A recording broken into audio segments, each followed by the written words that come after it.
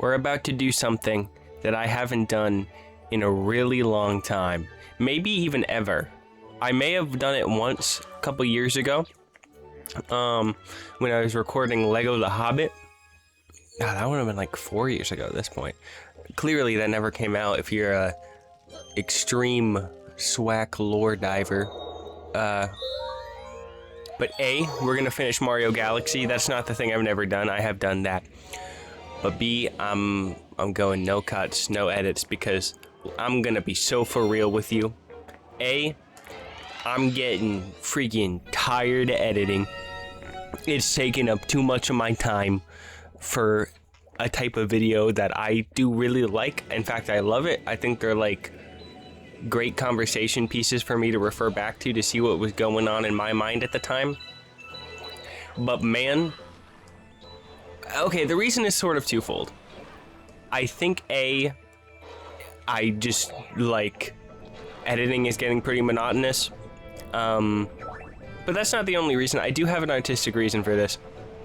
And I'll keep the preamble short because a lot of my videos are just talking about my videos. I think I found that the videos I like the most are the ones where, like, you don't, how do I put this? They're the ones where conversation flows so naturally that you just like, it's like a companion piece, right? You don't have to actively focus on the video. But not in a sloppy way. Like, it is, as opposed to slop where it can just go in the background and you don't have to put any brain power into it. It is the difference between something that's just background noise and something that makes you feel like you are sitting in a room having a conversation with someone as they play a game. And that's my favorite type of content. That's always been my favorite type of Let's Play content.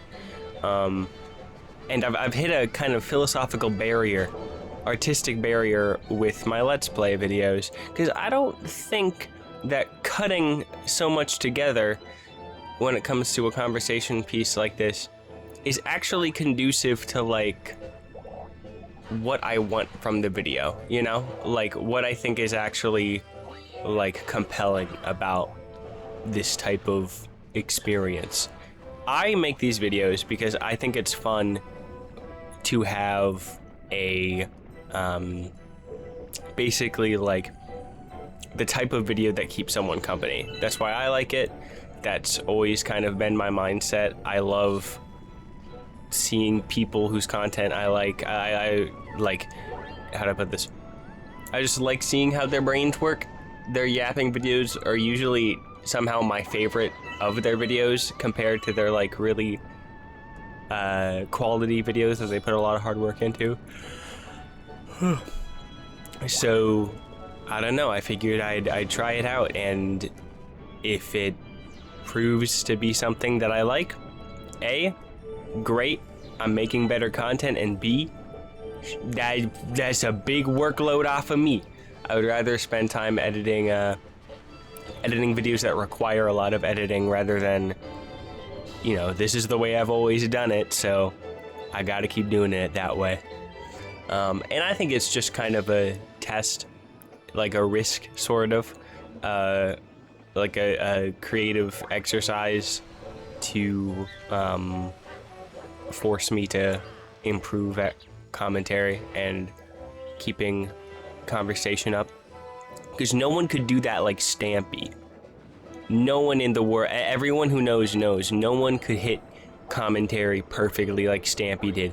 20 minutes straight, not a single breath taken in every Minecraft video. That is like, oh, I need to take a breath right now. Like, that is some seriously next level commentary. And I think what's interesting about what he did is that he always kept it, like, it was always observational, and for me that's kind of the worst type of commentary, where it's just, whoa, look what's happening in the game right now. Yeah, that's kind of like, I should probably, like, learn what to do in this level. That can be kind of not, like, that good, because it's Mr. Beast syndrome, where I didn't even process what this guy told me. Mr. Beast thumbnail syndrome, where it's just like a hand pointing at what is already evident in the thumbnail. And that's not, I don't know, that's not very good to me. That's like usually just kind of bottom of the barrel. A lot of my early content, and even modern content that I don't like, is like it falls into that pit. However, Stampy didn't. Stampy always had an interesting method when it came to, oh yes, that's how, okay, bomb the thing. Stampy always had an interesting method where he would observe what's going on, but maybe due to the nature of Minecraft, he would like, it was significantly more creative because he would observe what the other people were doing at the time. Like he would have multiple different people helping him make the videos, playing Minecraft with him, and the more he got into the Stampy character, the more he like pretended to actually be a creature in this Minecraft world.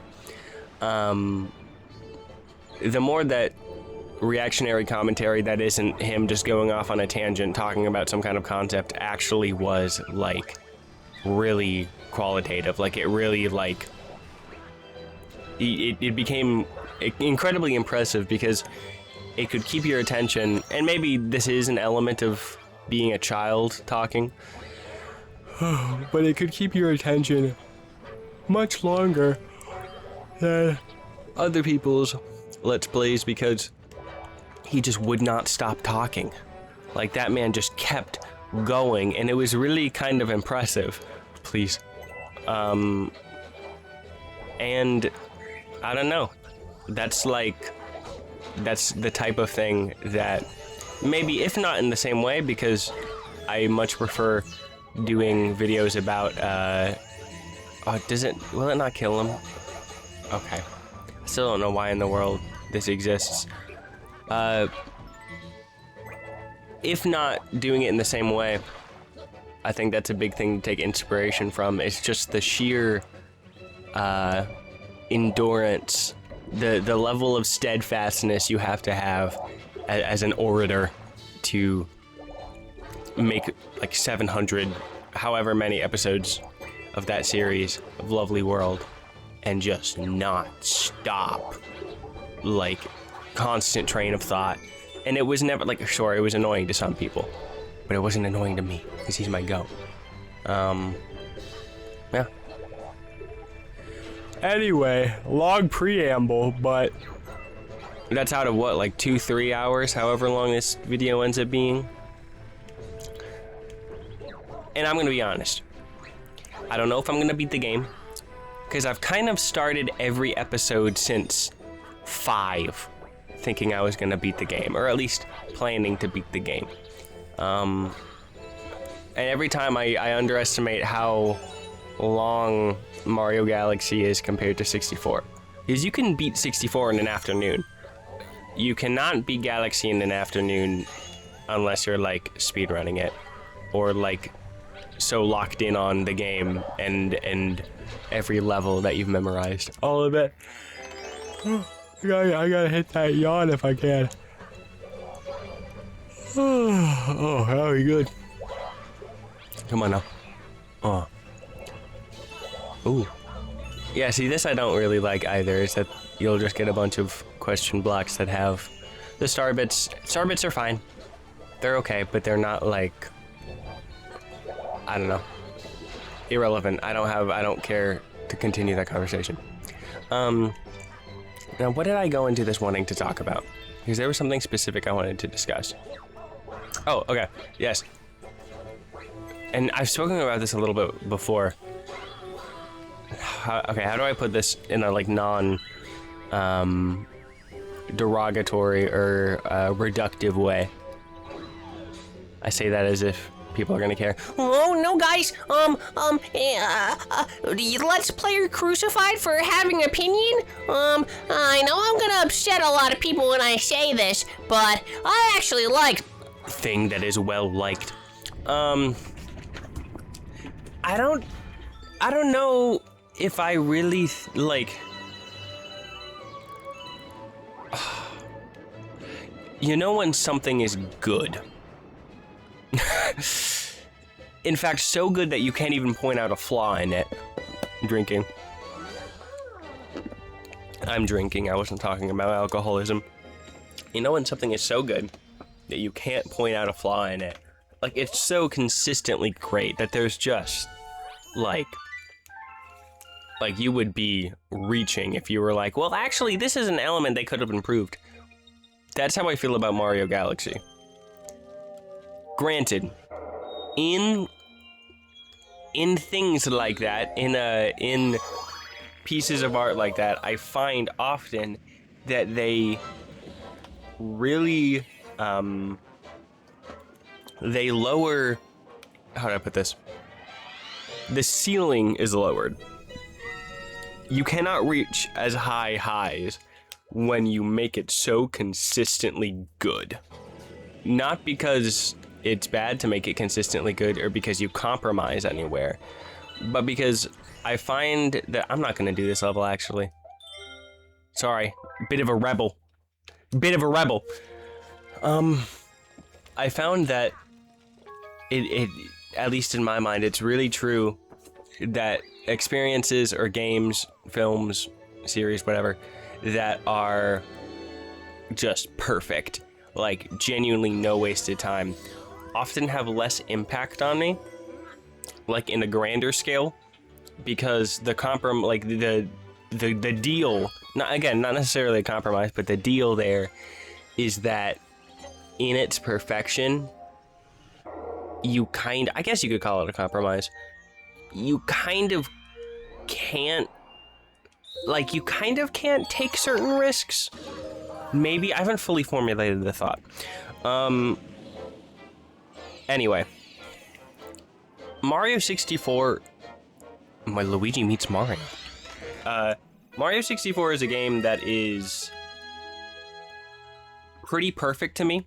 Like, there are very few things that I think are bad about it. It's a 10 out of 10, my favorite Mario game ever, one of my favorite games ever. But it's not perfect at the same time. It's perfect to me. But there are a lot of things you can criticize it about. Dire Docks, and what's the other level? I forget what it's called. The other water level. Incredibly similar in aesthetic, kind of has a Donkey Kong Country thing where the game is pretty much perfect, but you can tell that there were compromises made in terms of scope. Like, Lethal Lava Land and, what's the other lava level? Maybe it's the second Bowser level, like, yeah, second Bowser fight level. Like, the aesthetics are so similar that they kind of, like, the asset reuse is... while it doesn't bother me personally, like, it doesn't tick me off, you can very clearly tell, like, okay, there was something, like, that could have been done here to make one of these a lot, like, you know, to give each level its own identity, and there just isn't. It just wasn't done. That's a big issue with Donkey Kong Country, in my mind. But, yeah. Basically... Oh my goodness. Oh, that felt good. That is precisely how I feel about Galaxy and 64. Because Galaxy is virtually flawless. Every level is fun. Every level has something going on for it. There's never like a, oh, they're just running out of ideas feel to it. It's always just good. Like, Galaxy is just so good. There's nothing that I can really say to criticize it because it's just Super Mario Galaxy. Like, anyone who's played it will understand that. Zang. Unless you don't like it. And that's why I kind of, like, as I'm replaying it, I'm like, this game, like, it's great. But I don't even think it's like, I gotta be careful how I say this because there are certain Mario games I haven't played in a long time. I think Galaxy is top 5 Super Mario game for me. Probably not top 3. And I think that genuinely stems from the fact that it is just the Mario game, if that makes sense. there is no, and I know this is an annoying thing to say because it's brought up so much, and YouTube is the place to say, well, not anymore, like algorithmically, but YouTube is where you gotta say something. The whole point of it is that you have your own opinion. But man, I am just not a big fan of linear Mario. I'm a very big fan of open zone Mario to Sonicify it. Odyssey, Mario 64. This concept is kind of played on in Donkey Kong Bonanza. Just having one big place where you can collect like a bunch of different stars, and every time that you play in that level, it is recontextualized depending on the mission you want. Did I just give up there? I think I just gave up for that star thing. Regardless. You recontextualize what you're working with there, because every single time it's like, oh, now that little, I'm going to get the star on the top of the mountain, and there's a little grate in the ground with some water under it. I wonder what that's about. Next level. Use the metal cap to, I don't know, do a flip into the, you know what I'm talking about. And it's like, wow, you really get the most of a level, and it's not like, you know, Galaxy, where yes, I'm currently in the toy galaxy right now, but there's no like, yes, I've been in this area before, but I don't feel like, oh wow, this is really recontextualized and makes me glad that I have the freedom to platform in this area and discover new aspects of it. It just kind of feels like, let's do this again, but a little bit different.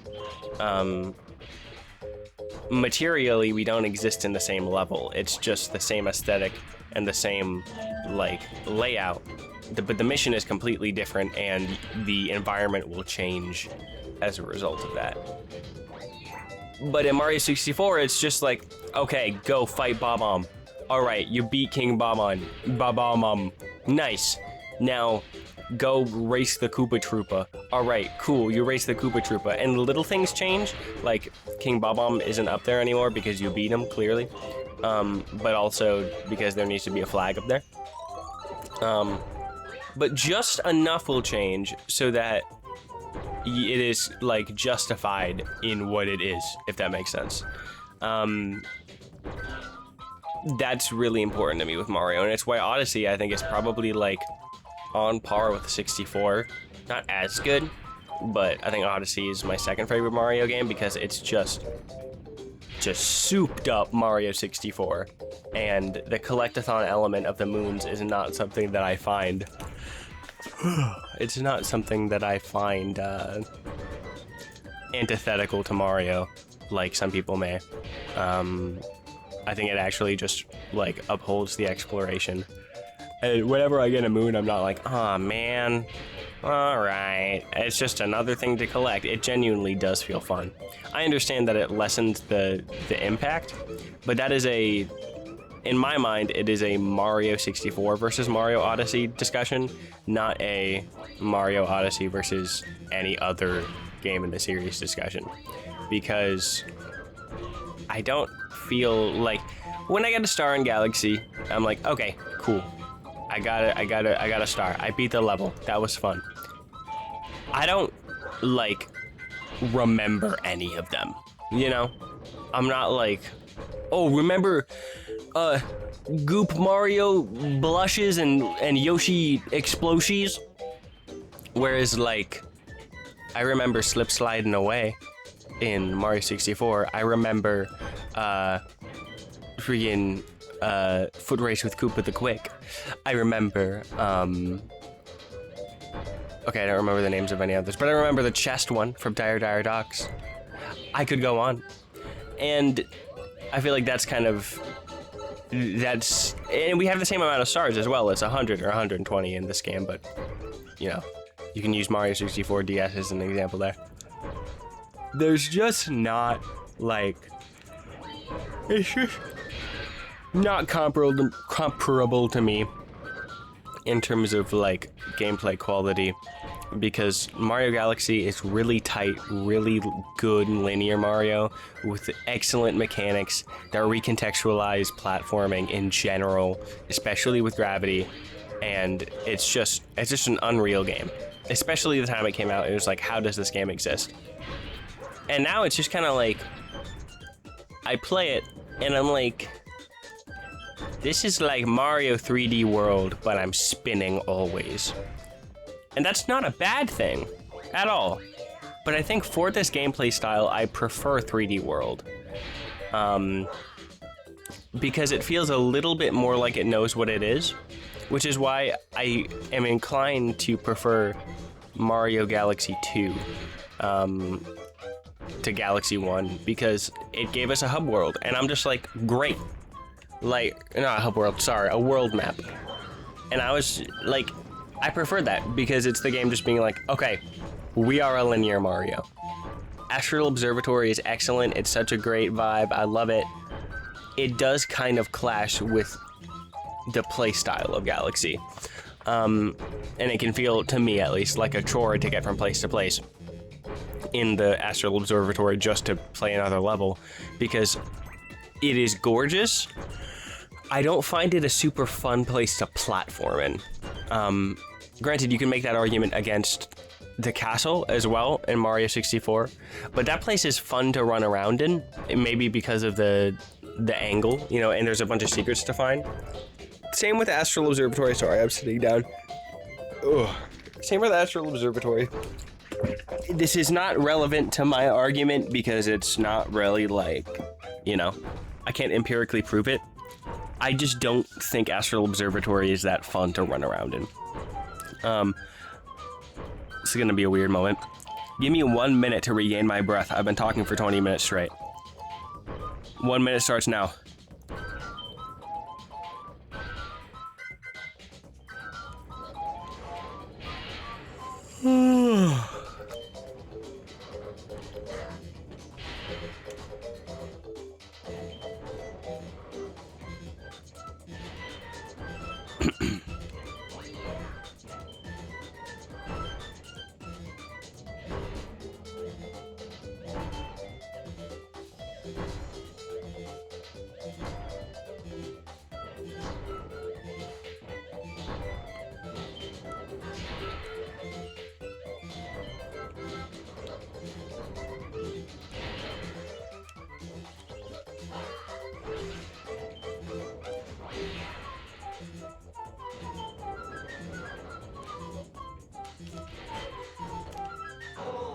I don't know if it's been a minute, but man, I'm so bad at this game. Like, truly, I've just been running in circles. Oh, goodness. Okay, we're gonna go one by one. One. Maybe I should talk to this guy. I don't know why there's two Starbits are there. I cannot talk to this guy. I can. Going over here, maybe you could jump. Cool. Maybe talking slower will help me. Yeah, I think there's something about 64's freeness and just semi-open, again, open zone experience that makes Mario platforming just peak. Because the controls of that game are dated, but I still think they're excellent.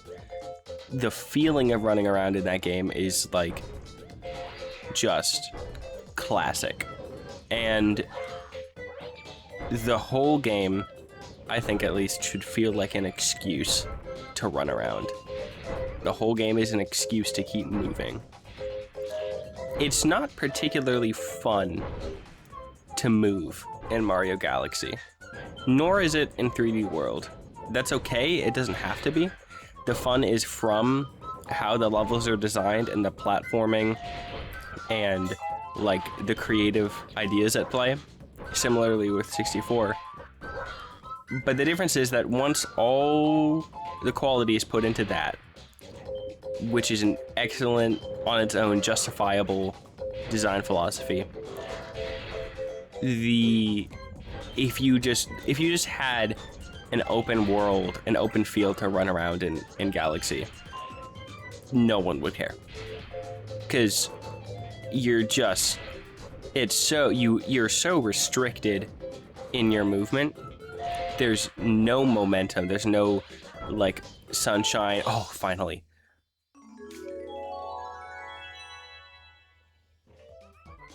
Oh my... I'm so sorry. I'm so sorry for that. There's no momentum in how you move. And I think that's, like, kind of pretty, like... It doesn't help the case. It doesn't help Galaxy's case when it comes to, you know, whether or not it is in the conversation for me for one of the best Mario games. No, I don't want to. The reason I think it works in 3D World is the co-op is just like, hands down, the co-op just makes that game. I really want to get that game again because my Wii U disc scratched years ago. Not only does the co-op make that game, but it knows exactly what it wants to be in the same way that something like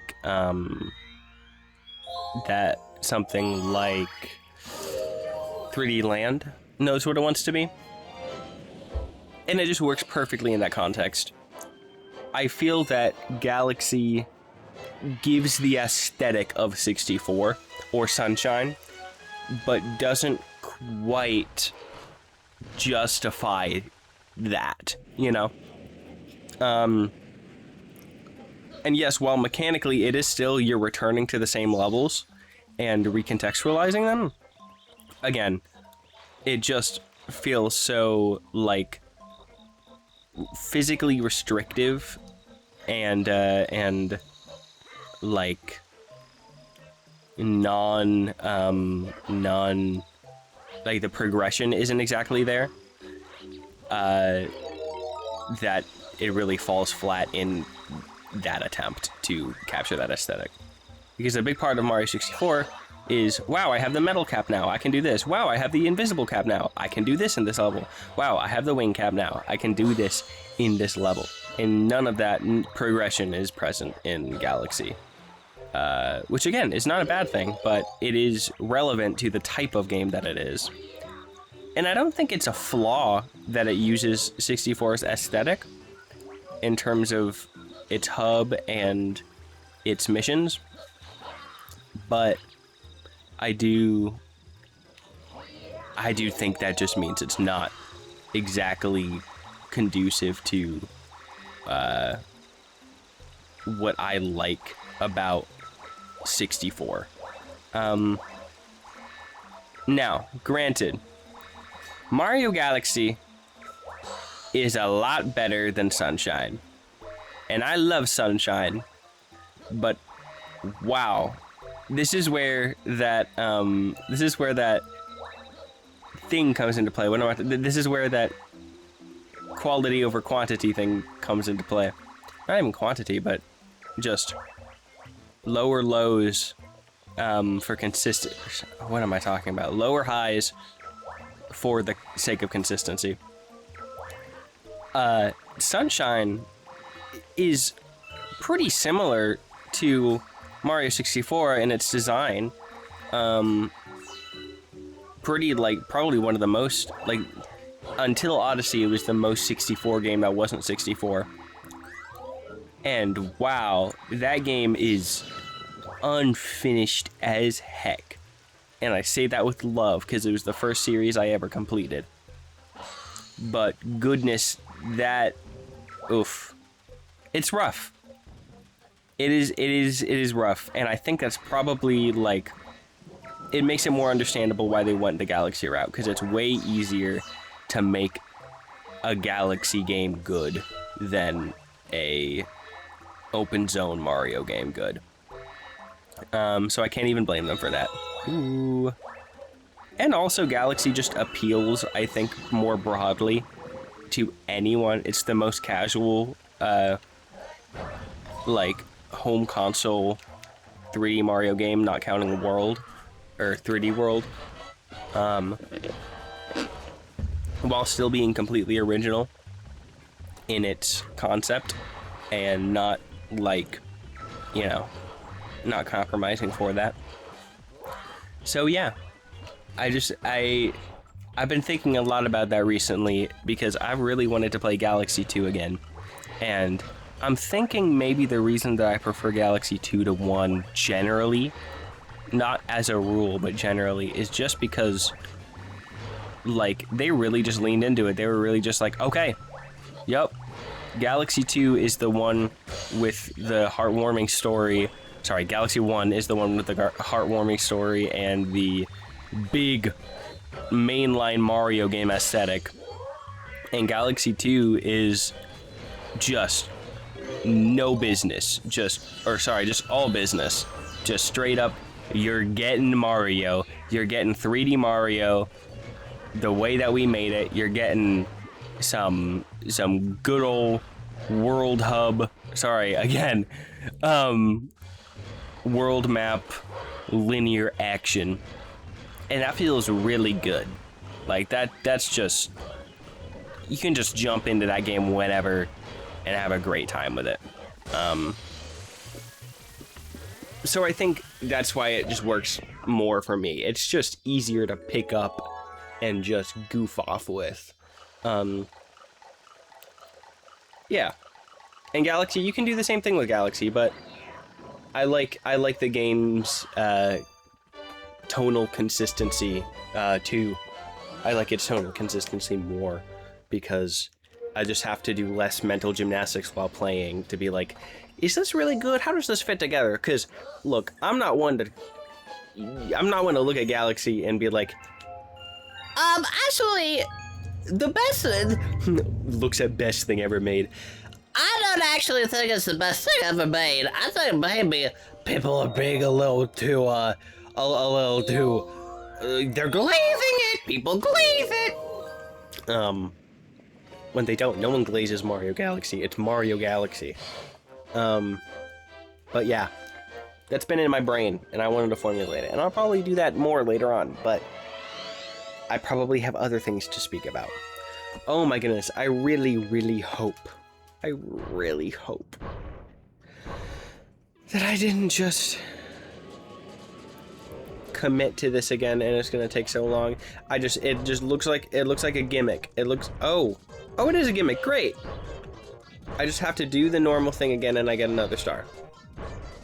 But I can't do it out of order because last time I was goofing off and forgot where all of them were, and that ruined me.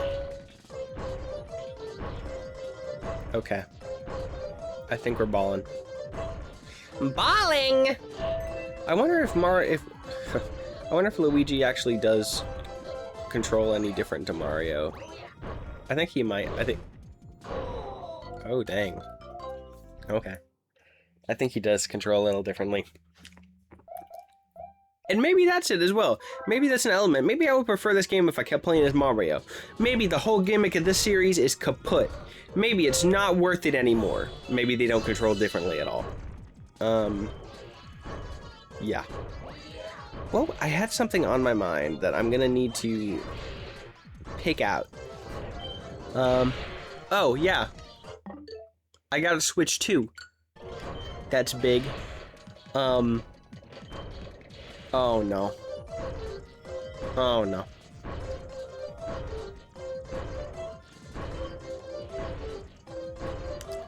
Do you guys want to know why I got a Switch 2? Do you guys want to know why, I'm sure you know. I'm sure you can guess why at this one point in history, in the year 2026, Swack, Jake, Jack, Benjamin Murray got a Nintendo Switch 2.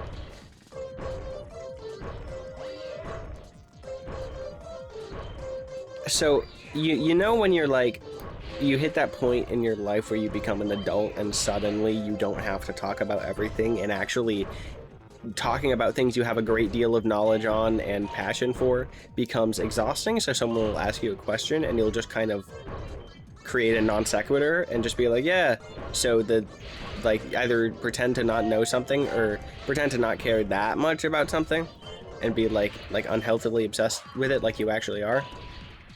Because it just takes energy. It just takes energy. That is currently how I feel about The Legend of Zelda Ocarina of Time being remade. Someone who loves Ocarina of Time gets it. Someone who's played Ocarina of Time since they were a kid gets it even more. If it's very hard to express to someone who is not familiar with the game how it feels. So think of your favorite game ever, just ever. Imagine you've been waiting for 16 years. Let's see, I played it when I was like 4. You've been waiting that long, and for a remake, like you've always been like, if they did it, holy freak! Sorry, I got afraid. I thought I was gonna die in real life. You were like, man, wouldn't that be great if they made the game? Not only if they made the game, but I got afraid. What if they reimagined it with modern technology? So they could do the things that they couldn't originally. Oh, and also imagine you really liked Wii Sports Resort. June 11th. Or 10th, 9th, I think. Nintendo says... I can't get this. Oh my goodness. Oh my goodness. Oh my... Never mind, this game is really bad, actually. Oh my goodness! Huh. Nintendo says, okay. We'll do that for you. What? Oh, well, we'll just give you both of those things. We'll give you your favorite game of all time being remade, not just remade, but reborn in a way that expands upon the original in some way, shape, or form, so we can achieve new things with the new scope that we have. And we'll give you Wii Sports Resort, the remix. Oh, okay. Right. Okay. Yeah.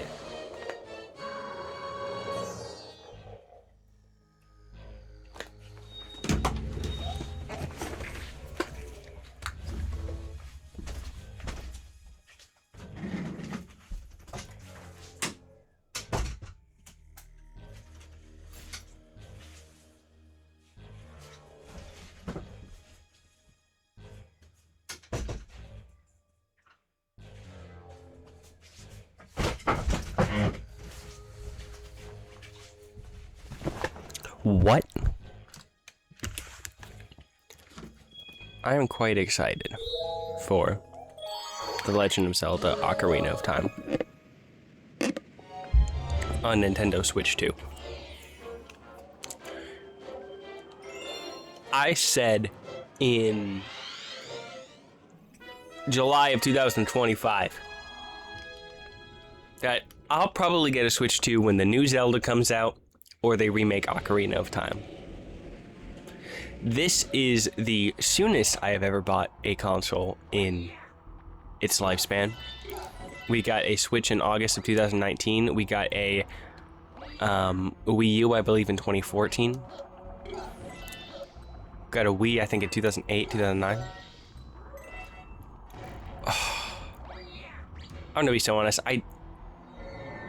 that's how I feel right now, so I'm not going to continue the conversation. But no, I am very, very, very excited for it. So excited that I'm like, I've been counting down the days. Let's say it releases on a Friday, late in November. Got like 4 months and 20 days. What? Oh, 4 months and 20 days until the Ocarina of Time remake. Huh? Oh, actually, yeah, that's what, yeah. Okay. I'll leave that there for now. I'm gonna have to collect my thoughts later. What am I trying to do here? I'm so silly. Bomb. This guy. Hey, you. Hey, you. Hey, yeah, that's what I thought. Come here. Come on. I know you wanna. Yep. I don't want the one up. I don't care about that. This way. Yeah. Good. Oh. He just goes nowhere. It's over. I also think maybe something that is like I'm not a super big fan of about Galaxy is that it is aesthetically, I think it is kind of like I think it does floating blocks Mario the best, because it is like just straight up what if there was an excuse for why blocks were floating all the time. It's space. It's in space. It makes total sense. But also, I don't know. I can rarely justify it. I just like when Mario's on the ground, dude. I just love when he's on the ground. Oh my goodness, dude. These Switch 2 controllers feel so good in my hands. Ugh. Is this just reskinned? Wait, do they actually reskin this boss? I feel like I've definitely fought him before. Aw, dang, Nintendo. See, Galaxy really isn't that great of a game because they just, did this to it. Ugh. Oh, I love that though. Galaxy does have some of the best, cues. Oh shoot, it's like energy tennis. Yeah. I kind of want to play Sunshine again. I feel like it's inevitable that I'm gonna do a video where I beat all of the oh, come on now. I 100% Sunshine because that's just that game is it's less like a part of me now in like a kind way and more like a disease or disorder you just have to learn to live with. I'm gonna have to beat it one day, cause it's a landmark for me. Sorry, complete it one day. Come on now. Ugh. Keegan, I know you're watching this video. Sorry.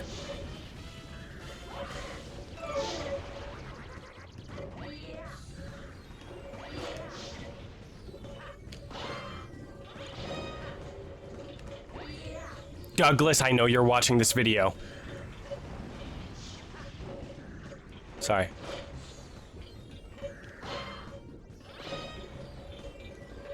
Burton, I know you're watching this video.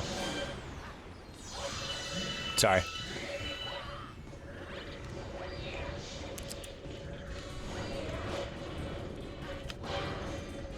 I just got Okami today, or yesterday actually.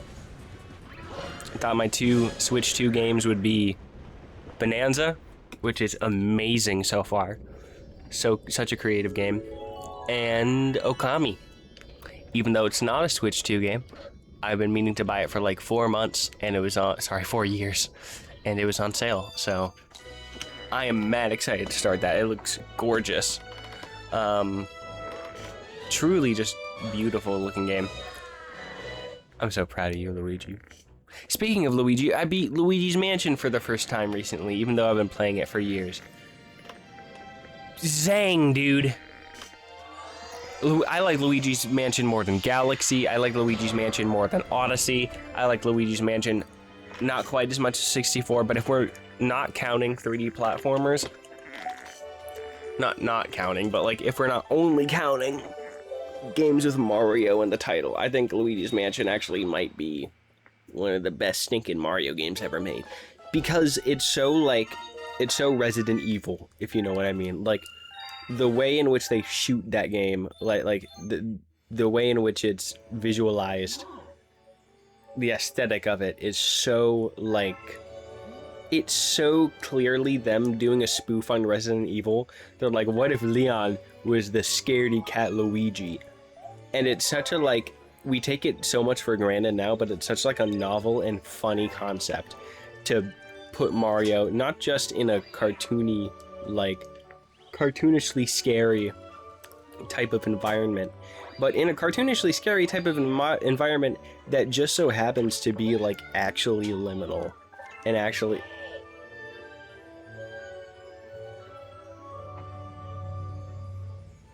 I'm hearing the voices again. And actually, like, how do I put this? Luigi's Mansion is a game that feels like when you fall asleep at your grandmother's house and then wake up to the sound of the grandfather clock ticking. It's not scary, but there's something about it that you just can't get anywhere else. It's like, it's this specific type of comfort that comes from something that's supposed to be spooky, but you can only perceive as familiar. And there are very few pieces of art that I think accomplish that. I think I Didn't Mean to Haunt You by Quadeca accomplishes that. I think that... What's another one? I think the Glass Harmonica. Oh... Sorry, that was terrifying. Accomplishes that. What's up? I forgot about this part of the game. What's up? Hey. Uh-huh. The planet's very dear to you. Look forward to visiting this planet with the Lumas every 100 years. The Luma that's been traveling with you may also grow to be a star someday. Well, some Lumas become planets, some become comets, and a few become power stars. I'm traveling with them while they look for a place to be reborn. But I never thought all of this would happen. Oh, I can fly. This is the fly one. Yes. Flying, this is the best power up in the whole game. Oh yes, dude. Looking like a freaking, what do you even want to call it? What's it called? This is what Mario will look like in 2013 video. Oh ho ho. Oh yeah. Oh yes. Wait, maybe this sucks. Nope. It's still fun. Awesome. Okay. Okay, maybe this game is peak. Never mind, I missed that one. I'm gonna have to go back for it. I feel like I'm playing Star Fox right now. No. I'm getting afraid. Okay. Oh, perfect. Okay, that's actually really helpful. Just being able to spin near them.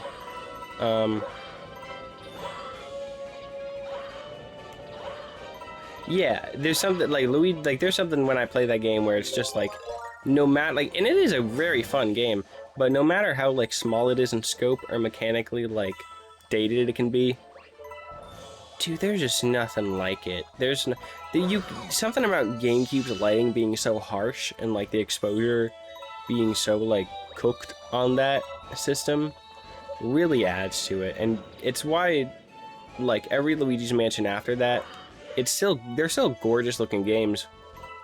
Especially, actually, 3 is obviously the best looking, but 2 looks like, stylistically in terms of the animations, really good for the 3DS. They've always been incredible.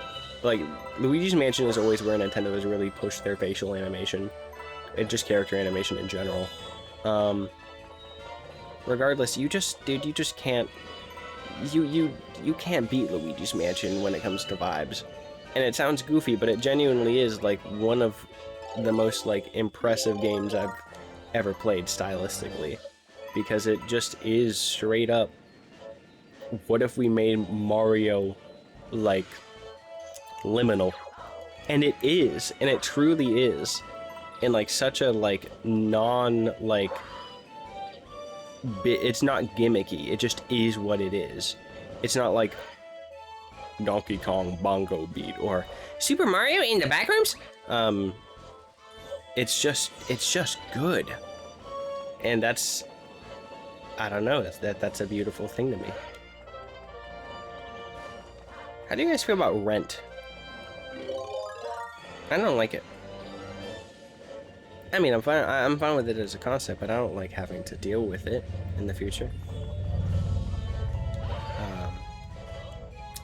I'm moving out this year, so that's why.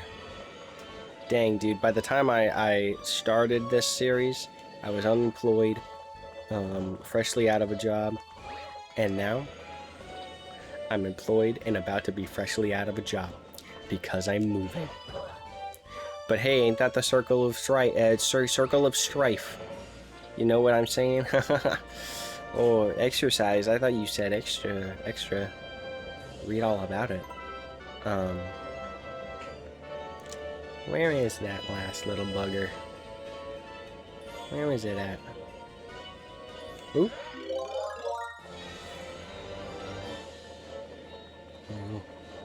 I don't think I'd ever want to move very far out of state.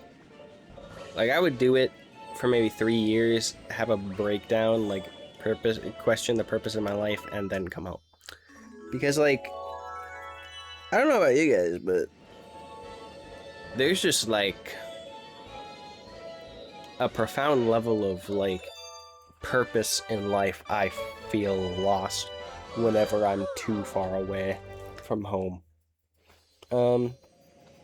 And I understand that you need to, like, build a community, in order to justify moving far away. Like, you shouldn't just do it exclusively because you need more money or anything like that. Like, the goal should be, like, I'm gonna move far away, and then,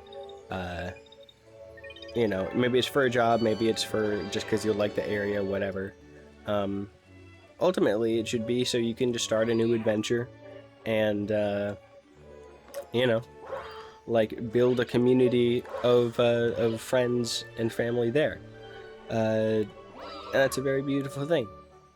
But, man, it's just a terrifying concept to me to, like, up and move to, like, Australia. I'm gonna take that back. It's a terrifying concept to me to move to anywhere else in the US. It is a dream concept to me to go to, like, Tibet and become a monk.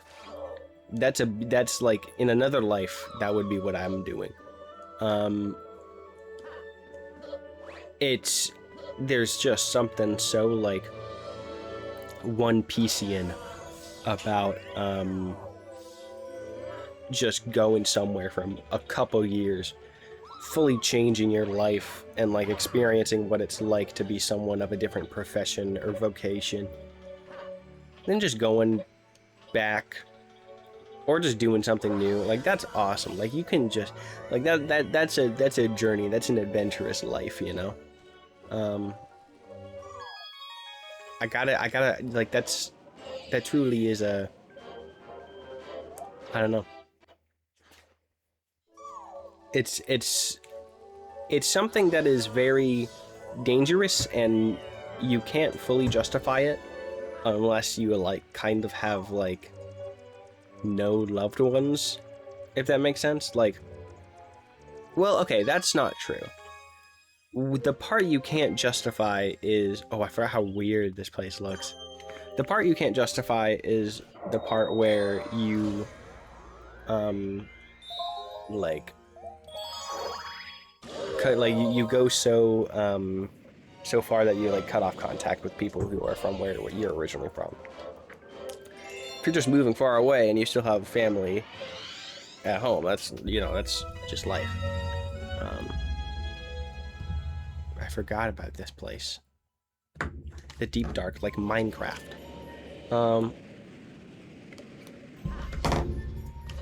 Yeah, I don't know. It's like, it's a very very interesting concept to me to just up and go somewhere, and I would love to do it someday. Like, well, actually, I kind of wouldn't love to do it someday because I'd like to like not abandon my wife for a year, but maybe in another life. Ooh. Oh yes, I love. Okay, actually though, Mario Galaxy Star might be the best star in the series. Cause look at this. The more you hit him, the more you start going faster. And then the trail that, dude. Never mind. This is the best Mario game ever. Oof, oof. Wait, I hit the fire flower. Does that mean I still get it? Ah, worst Mario game ever. Oof. Yes! I will say, I don't like that stuff like fire flowers only exist for like there's a time limit on these. That's another thing that just like... The limitations of the gameplay, there's something about the game that's like... It loses the core aspect of Mario, you know? The exploring. I believe everything that I'm saying here. I have to make it ironic or else I won't be able to bear myself repeating a point. Oh, hello!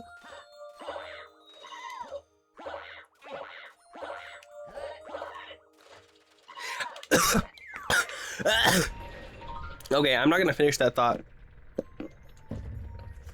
Because clearly my body didn't want me to.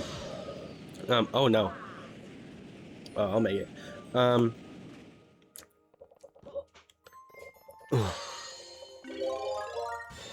Okay, I really want to talk about Ocarina of Time. I have been wanting them to make Ocarina of Time 2, essentially, for so long. And I'm very specific, I'm very intentional when I say Ocarina of Time 2 and not Majora's Mask, or a sequel to that series of games. I want them to make Ocarina of Time, but again, it's still Ocarina of Time, but it's like what they did with Evangelion, where it's just like you have Evangelion, and then they do the rebuild, and eventually you realize, wait, this has become its whole own canon that just is like, what if things were a little bit different? And they justify their existence by exploring the concepts differently. I don't necessarily want them to do that with the story of Ocarina of Time, although they could, and it would be interesting. But I do really want them to do that gameplay-wise.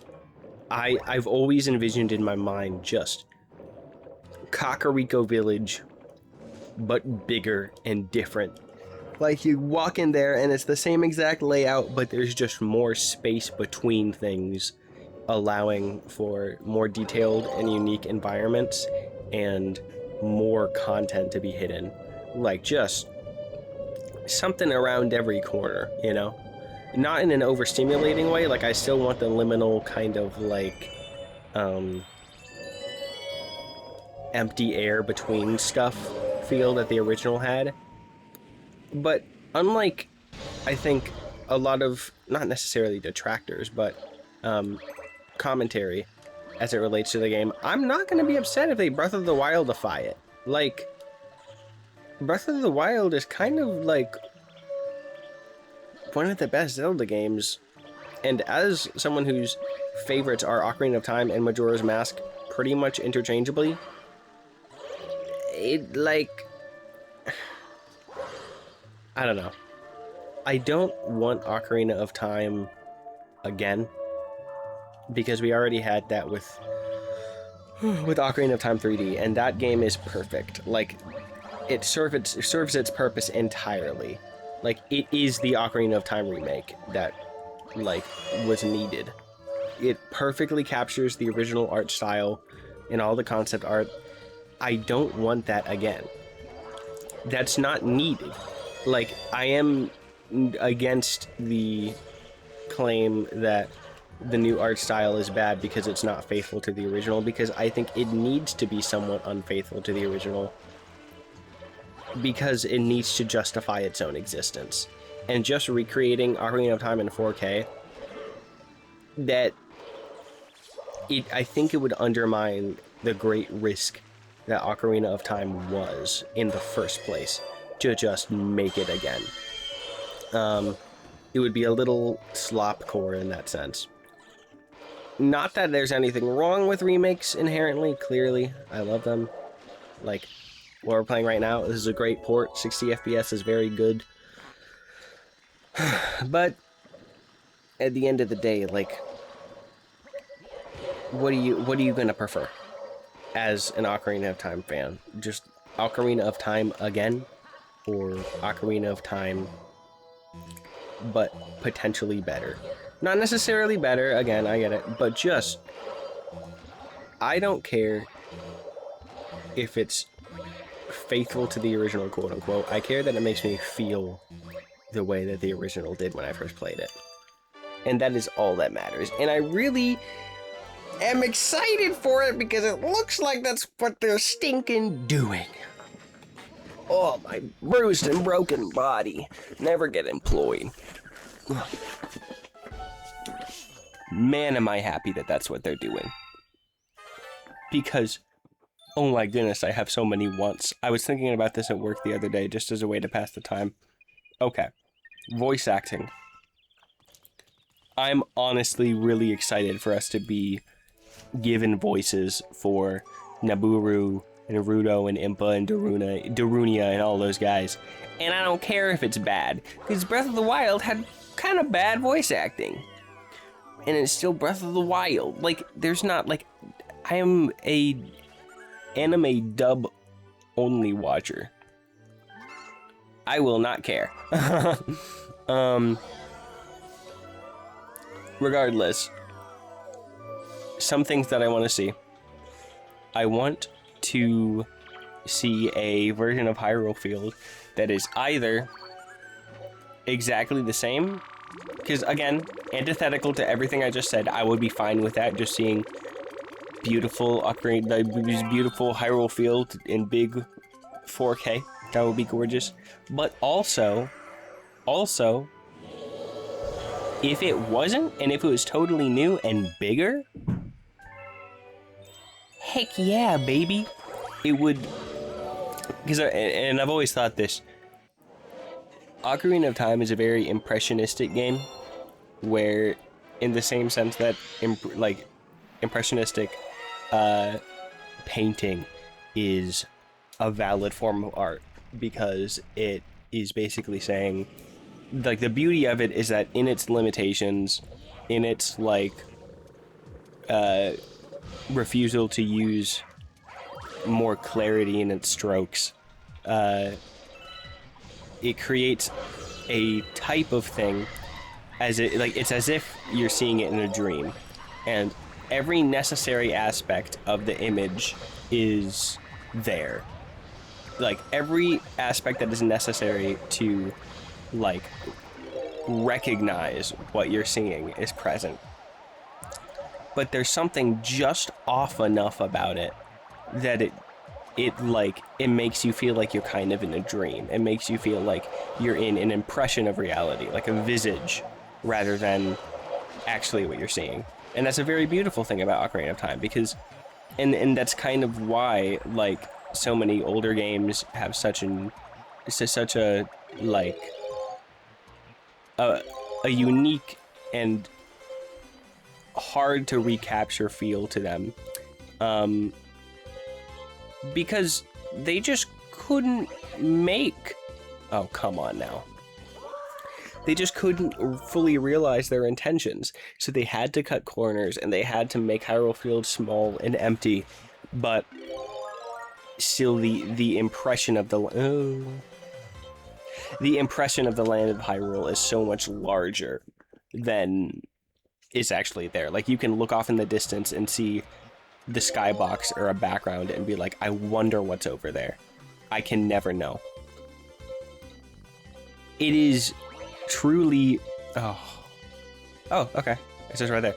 It is truly the opportunity, and in my opinion, just in my brain, I'm not going to be upset if it isn't this, but if they're doing what I think they're doing and what I want them to do, it's the responsibility of the remake to say, boom, okay. No, let's just fulfill that. What's over there? What was that thing in the distance that you saw in the original game? What was that little, like, walkable area in the original game that never led to anything? Unicorn fountain. Just put something there. Just, like, make it make sense. Everything that I want from the remake is just, you know, just like, make good on the promise, if that makes sense. Like, just look at Ocarina of Time and be like, what if we could put all the stuff in there that we couldn't last time? And that would be a really big game. But the good thing is, Ocarina of Time is a really small game. And, at least for modern standards, I forgot how cool this galaxy was, dude. And the fact that it is so small is really good evidence that I think, at least, we're going to see a lot of expansion. And if not expansion, that's fine. It's a super tight game. It's a perfect game. There's no wasted space. Oh my goodness, I'm so excited to see what every little area looks like. Because if they expand it, then that's awesome. We get more of the game, and the quality isn't even really spread that thin, because Breath of the Wild is a quality game round and round. Ocarina of Time is an even more quality game round and round in terms of like consistency, just because there's less to have to worry about quality control wise. Oh, I think this might be my favorite galaxy, dude. This is awesome. So you can't lose with an Ocarina of Time remake, for me at least, because either it's 1-to-1 and every single environment looks amazing because it's such a small game that they can put so much work into it, or it's not 1-to-1 and you get the, like, boundary breaking experience reimagined that your childhood self always wanted. I'm excited for the game because there are very few ways that they can do it wrong. Like, the existence of an Ocarina of Time remake, unless they pull a crazy Nintendo thing, it being good is an unfalsifiable claim in my mind, just because my standards are so, like, I'm so open to so much that I'll be happy with whatever they do. I think it's like, it's totally understandable to hold something so close to your heart that, like, you get very upset when they tamper with it. But I think when you hold something like Ocarina of Time, or any game that's going to be remade eventually, with a more open hand, it just... Dude, your cortisol levels thank you so much, because at a certain point, you just start, like, I feel that it is an appreciation of art to always be open to new interpretations of existing pieces, because they justify themselves through that, you know? They justify their own existences through being remade. Specifically if they're, like, things that didn't need a remake. Ocarina of Time doesn't need a remake. It's a perfect game. 3D already addressed nearly every quality of life issue. Like, truly, in my mind, what else is there to do? Like, it would just be a 4K visual upgrade, and that would be great. Oh my gosh. But yeah, it's just not worth the development time. So I'm so glad that they're doing something weird with it, because that's the Nintendo that I can count on. Nintendo is such an odd company compared to other companies, and that is probably the reason I keep playing their games. because they'll just take a concept that's really weird and like unnecessary and just put so much work into it and just be willing to fail that like you just get some of the greatest games ever. I was thinking about this recently, and I think it's relevant to what I just said. The best like art that you can have is always going to be stuff where people were just like, they just looked at preconceived notions of what is good and what is bad and just didn't care. Like they took, you know, caution to the wind. They were like, here's a existing trope or system that really helps character writing or gaming, etc. And then they were just like, that doesn't feel right, I'm not gonna do it. You know? It's like a more spiritual, respectable, and overarching subversion of expectations.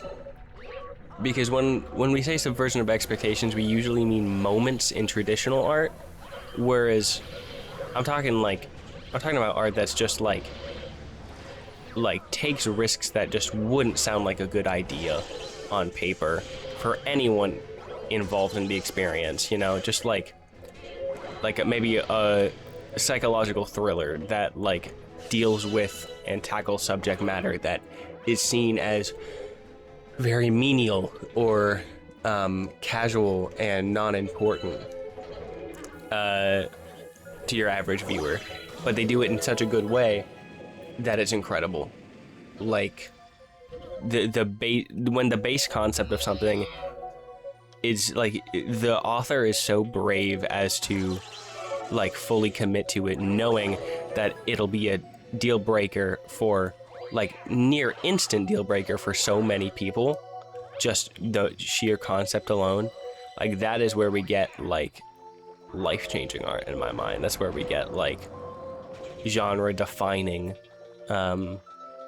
influential pieces of media, because it's not as simple as no one's ever done this before, because then you'll just like follow a bunch of terrible ideas. It's specifically like, I want to do this because it feels right in my art, but because it has not been popularized by anyone else, I feel as though it may not be worth the risk. And that's where you just have to be like, dude, there's just do what you like. Like, just make something and be like, I like how this is done. And I think it's important to clarify that creative input from creative partners is only as important as it helps you construct your thesis. If you get input from someone helping you do something you already wanted to do, or help you find something new that you really want to do in a way that you hadn't thought of beforehand, that's beautiful.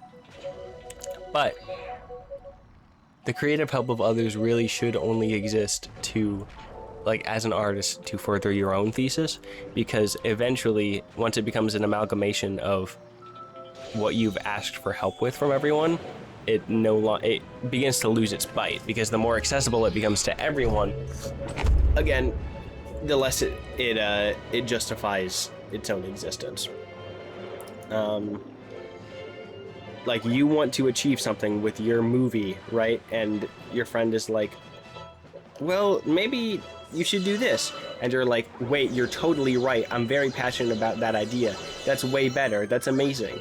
Is very different from your friend saying, maybe you should do this. And you're like, well, yeah, I guess that makes more sense. And then you don't like it as much, and it's just not worth it in the end to change it. Because you're essentially like, yeah, what already exists, like, this is more similar to what is already out there. That is like what the term would make more sense often kind of veils in my mind. Oh, come on. And it's an important thing to like clarify, because man, it is so freeing when you're just like, I'm gonna do what I want. Because that's the whole point of being an artist. The reason we enjoy art so much is because we've been given that ability. Like, as artists, you've been given the ability to make art, and not only that, enjoy making art, because we like are better at the things we enjoy. We put more time into the things that we enjoy, and it's easier to get better at it when you enjoy it. You could be the greatest person at something ever. Like, you could be so talented at it naturally, but if you don't enjoy it, you're just not gonna get very far. Because like, there's a big difference between discipline and like something as dopamine giving as like a passion. You're gonna be good at a passion because you don't have to force yourself to be good at it. You don't have to create a training regimen on how to get good at this thing. Like, you are just straight up, boom. I video edited for 10 hours. Unhealthy, yes. However, like, if that was a job, I would be like, ugh, oh my goodness, I never want to like, I would get off 10-hour shifts at my old job and be like, I want to die. But I'll edit a video for 10 hours and I'll be like, my vision is coming to life. This is a beautiful thing. So, like, yeah, just, like, it sounds silly, but truly just do what you think feels right. Just get... I've heard this from multiple people recently, which is why it's hard for me to like I'd like to credit someone for bringing the idea to my mind, but I've heard it from so many different like voices on media recently that I can't remember. There's a lost art, Matter Splatter Galaxy. That's a really funny name. There's a lost art of just doing what the heck you feel like, and it really is like, I think, the reason that Gen Z is doing so stinking well in the arts now, and we're seeing like so much more regulation of Gen Z content being profitable, is because we're just like, not me, I don't want to toot my own horn, I'm nowhere near the level of anyone currently, like the big Gen Z names artistically, but we as a generation are just kind of locking in on art again, because the more anti-establishment you get artistically, especially when it comes to the type of art that's going to make the most money, the better art you're going to make, because the art that currently makes the most money is the type of art that appeals to the largest amount of people, and that defeats the point entirely of art. Because it's not supposed to appeal to everyone. It's just supposed to reach who it reaches for the purpose of reaching who it reaches, so that person can take it and change something about their life. Like, the line between just entertainment and thesis statement in art becomes very blurred when we get to like I don't know, Disney or like Marvel. All of these being like, the Marvel Cinematic Universe is a triumph in cinema, artistically incredible, like just in terms of scope. Also, it is very hurt by the fact that you can just like very clearly tell a lot of it is just the movie franchise. Whereas a piece of art that is less influenced by money is more likely to like kind of make you forget that it is what it is, if that makes sense. You get glued into the story, and rarely are you thinking, what a good installment in this franchise. Like, you're just like in the story. You're just like, you know, just straight up just digging in your butt to win.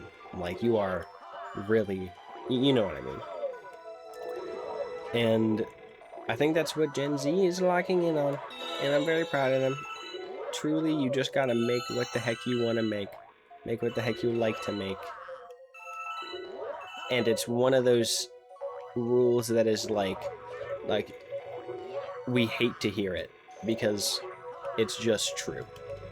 Oh, no! I don't like this game. But it's good to remember. I'm gonna be right back. I think dinner might be done. What is this little Luigi I have? Oh, that thing. Oh, me, oh my. Goodness gracious me. Where's that from? C-3PO. That was C-3PO. Oh. Ooh la la la, la na na na na na na na na na na. Ooh la la la, mini mini mini mini mini mini. Bow ba ba ba ba ba ba ba ba da. Ooh. Yabba dabba dabba dabba da bow. I heard someone say something really interesting about the miseducation of Lauryn Hill recently that I never really thought about, and I thought it was an excellent point. As you listen to the album,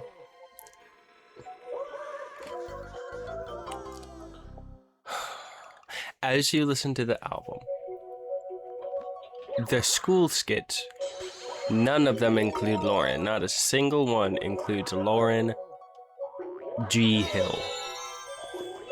However, this is intentional because at the very beginning, you hear them say Lauryn Hill, hello, and these skits are interspersed of different lessons that children are learning as they relate to the song that is being sung at the time. The reason that Lauryn Hill's face is scribbled onto the desk, it's a school setting. It's all about her not being in an environment in which she got to learn these concepts safely and had to learn them through experience. She had to learn how to be loved right through experience. She had to learn, let's say, how to forgive people through her own experience. She had to learn how to learn parenthood through her own experience, had to learn how to interpret her own religion through her own experience, and all of these things are communicated in the reason that classroom setting is relevant is because she wasn't there. She was never there, and that's why it's called miseducation. And it's a very, surface level concept, yes, I know, but it's one of my favorite albums of all time. And I didn't clock that explicitly. Implicitly, I understood it, but I never actually understood, I never clocked that the school skits are... This game should be fun. It's Super Mario. Oh, okay, it's fun again. I don't have to go back. I never really, processed the fact that all those skits aren't just a, stylistic choice for the sake of it. It's just that's what was happening in that controlled environment when Lauryn wasn't, there. You should listen to that album if you haven't, because it's really, really good. I've noticed, relating to this, you know how, snobby you can get when you know a lot about something? And not in a I know more than you do way, but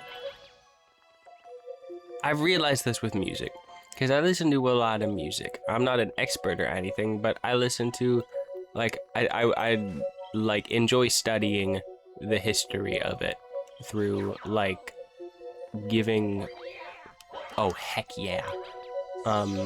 For giving a lot of classics a chance and following an artist's career. I've listened to probably how many? like 460 albums, something like that. Something, I have the number somewhere. And for like a music nerd, that's not, you know, that's not big numbers. It's a pretty normal amount for like a music historian, that type of thing, right? So very quickly your view becomes skewed of what is and isn't culturally known or relevant, right? For example, if you're not like super into the history of music, or like just in general not a chronically online album of the year user, oh my goodness, there's like, it's like 50-50 if you've heard of the Miseducation of Lauryn Hill. To me, that's like, what? It's Lauryn Hill. But to your average person, it's just like, yeah, it's not crazy that they wouldn't know what that is. So a lot of the time, I'll have the people in my life be like, wow, you're like a big music guy, huh? And I'm like, it always comes off as fake humble when I'm like, no, I'm not, like, not that much. But I'm not trying to be fake. Like, genuinely, I'm just like into music that the average music nerd is. Like, I'm into music an average amount for a music fan, right? But for someone who, like, it isn't a hobby or passion for them, studying and listening to it, it's like, yeah, I guess 460 is a lot. Like, wow. That's a lot of time committed. In the same sense that I wouldn't say I'm a video game expert. But I've played, like, what, 340? I have it down, like, written down. Not written down, sorry. I have it logged on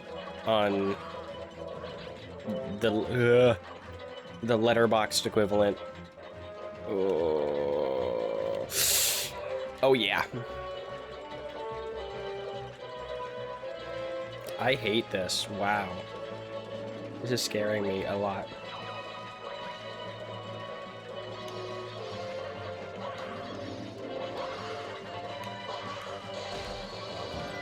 Oh yeah.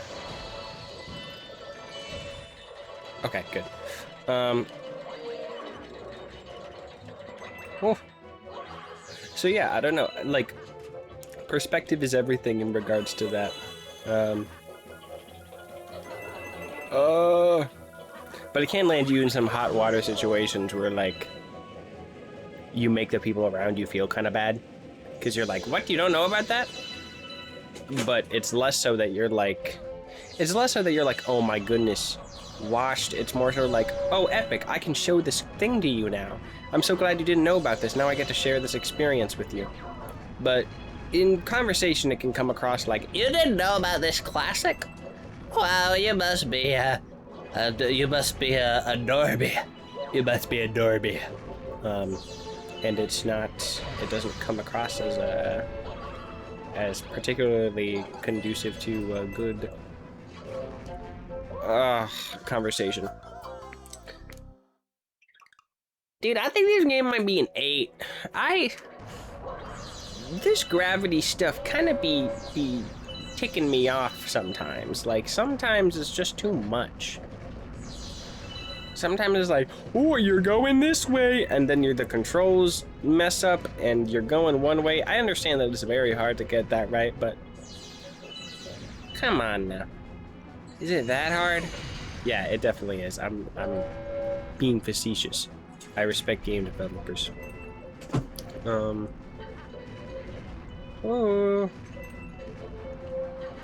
Okay, I'm gonna lock in here. We have 9 stars left until we beat the game. This is about to be a finished series, guys. It's gonna be my second. Wait, is it gonna be my second finished series? I think it will be. Yes. No!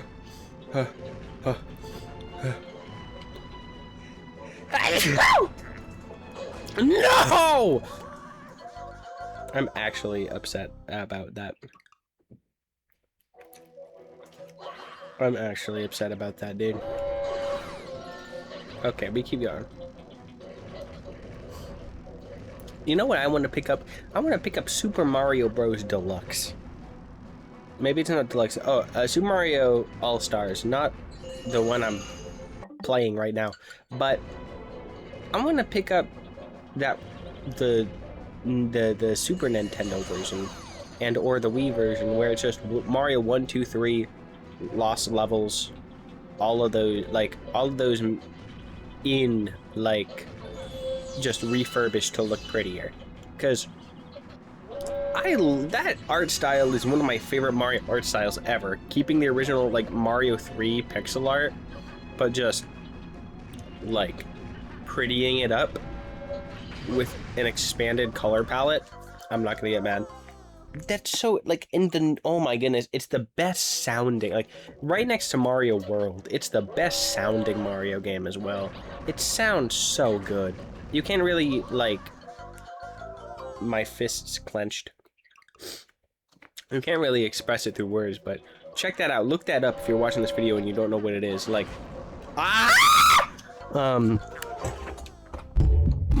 it's really good. It's worth it. I have a GBA SP I got for my Wind Waker video on my main channel. And so far, the only things I've used it for are... I had a chance. I stopped moving. The only things I've used it for are...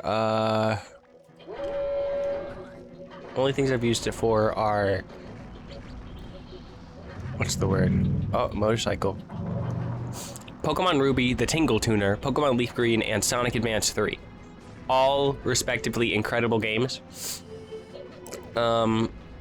But I need more. I gotta get my money's worth. And by my money's worth, I mean I want one of the Donkey Kong Country games on GBA, because those seem like pretty good ports.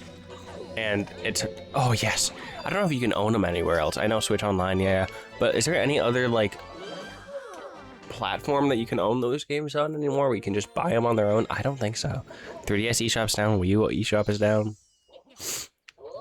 I don't think you can buy those games anymore, like unless it's physically.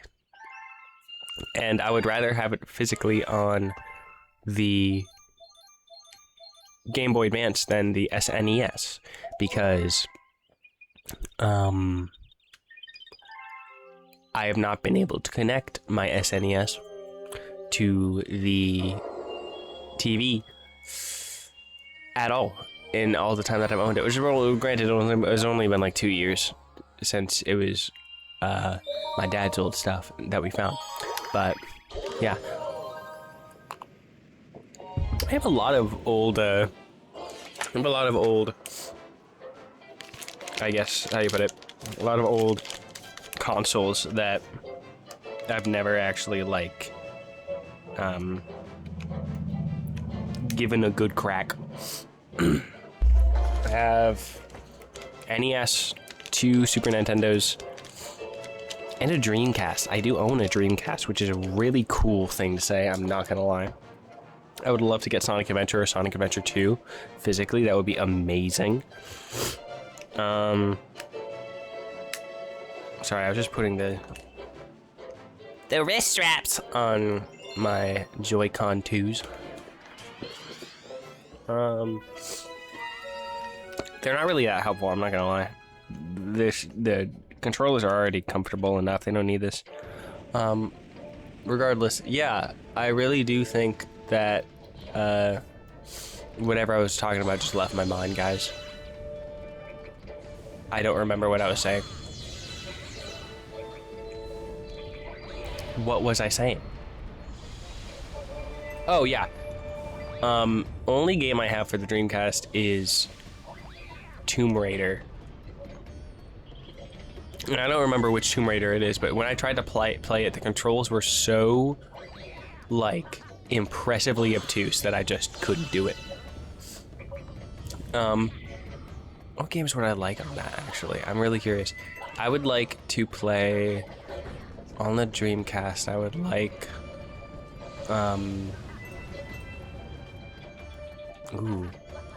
I would like, wait, I'm so curious. Any of the Sonic games. Sonic Shuffle, dude. Oh, I bet that game's awful, but I would love it.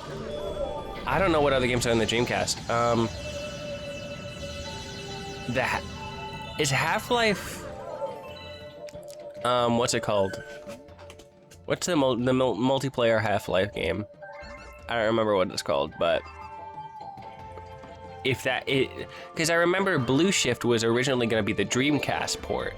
I'm pretty sure of Half-Life, or at least a Dreamcast original game. I don't know if it ever actually made it onto Dreamcast. I'm pretty sure it didn't.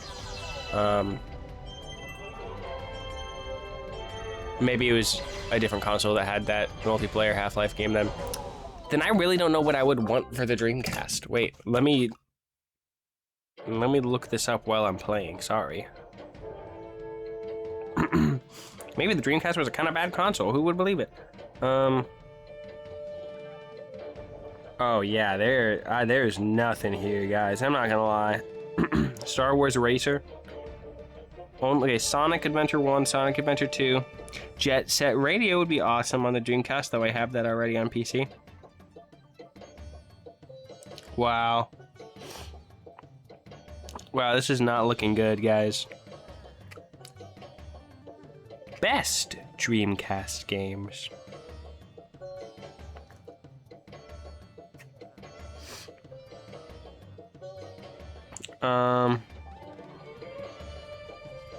Yeah, I don't know, guys.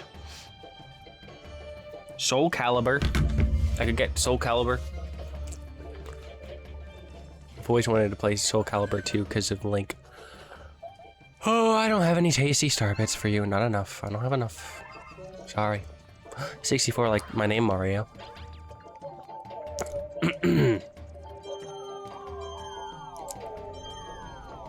Maybe one day I'll make something as good as Goomzilla. Ooh. What? I forgot it does that. Sorry guys, I'm not gonna crash out, I swear. I'm just a little upset. I'm just a little upset about what happened. And I'm not gonna worry about it. I'm not gonna force myself to pretend like I didn't just lose my temper. Cause I kinda did. And I know it's not a good thing. I know it's not usually a good idea to let your temper go unleashed. But I think every once in a while, maybe it can be good to relieve some tension. But I'm also one of the type of people that when I when someone's like, oh, I need like a punching bag to relieve my stress, I'm like, you got issues. You got a lot of issues if you need to relieve your stress by punching something. Cause I feel like it kind of implies that your first reaction when you need to regulate your emotions is violence and aggression. And I don't really know if that's the best type of person to be around all the time. Nothing against you if you use a punching bag to get your anger out, but it's just not for me. Oh my gosh, it might be for me now. I might have changed my ways. What does Gingy say in that one game?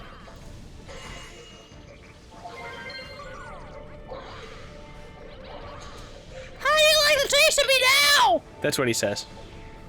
In the Shrek game that the Game Grumps play. Like, it's Mario Kart, and he'll go, how do you like the taste of me now? every single time. Like, he'll say that whole thing. I think he says chumps as well. How do you like the taste of me now, chumps? Every single time he does his move.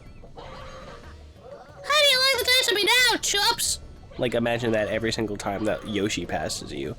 I'm like he said that every single time. Like, just a full syllables, everything. Yeah, I know, it'll make the game a lot better. I bought I bought Mario Kart Wii recently, guys. I bought Mario Kart Wii. I've been playing that game since I was a little boy. And I got it again. I drove all the way to get it. It was like 40 minutes away. And it was like a pretty beautiful experience because that day is when I got Mario Kart Wii and also Sonic Advance 3. 2 games that I have played before, well, kind of, if Ultimate Flash Sonic counts as Sonic Advance, in my childhood, but just haven't reclaimed for one reason or another. Luigi's in hell. He sinned and didn't repent. And that's been pretty good. Is Mario Kart Wii better than Mario Kart 8? I don't know. I think mechanically, there's a very large argument. It's my preference. But it's a very slim margin because, let me ask you some questions. Don't put Mario Kart World into account. That game doesn't exist. Which Mario Kart game looks the best? Mario Kart 8. Which Mario Kart game has the most dynamic and diverse tracks? Mario Kart 8. Side note, I don't like when people call it Mario Kart 8 Deluxe. It's like, oh, I was just playing Skyward Sword HD. No, you're playing Skyward Sword, man. Sorry. What was I talking about? It left me again. Oh no, the enemy's coming.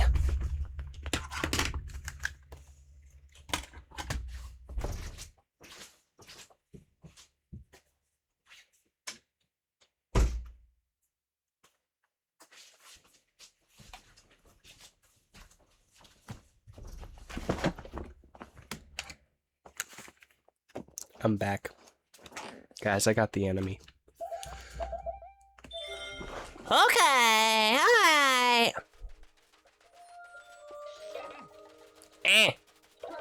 Huh. Huh. Huh. What was I saying? Skyward Sword HD? This is probably really annoying to listen to now. What was I saying? I was talking about Skyward Sword HD. Oh, this is tragic. This is actually so sad, guys. I can't remember what I was talking about. This is gonna be... Okay, sorry. Pre-assuming whoever is watching this is actually invested in the conversation, this is gonna be annoying. If you weren't, and you actually didn't want me to keep talking about whatever crap I was already talking about, this is great for you. This is awesome for you, actually. It'll come back to me in an hour. By the time we're done with this game.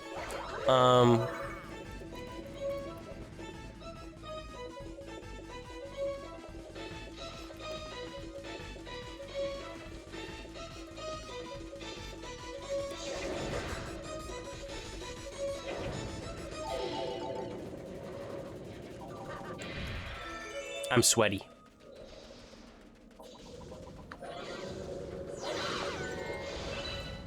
Sorry, I was collecting my thoughts.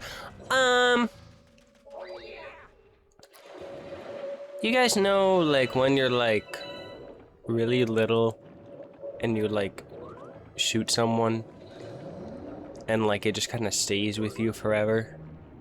Like, not... Oh my goodness, wait. Guys, have I said this before? Wait, it's gonna be funnier if I've already said this before. Genius bit idea, I've always thought this. Guy who pees cold. Like, he just pees, and it's cold, and it's like, how is that real? It's like, how is it cold? Because of, internal body heat temperature is, like, so high. You know, it's like, how does he even do that? And that's kind of like, that's kind of the genius of it. It's like, it has to speak for itself. It's funny, because, like, imagine you're, like, watching a movie, and a guy's like, oh, dude, that was, like, oh, like, don't leak out a freezer. And another guy's like, what do you mean? What are you talking about? You weirdo? And then you're like, oh, you know, just a freezer, because you're peeing. You're like, what? It's like, what? Guy who thinks everyone pees cold? Like, I think it would be good. Like, you could do that pretty good. Underground Ghost Ship, that's what this one is called.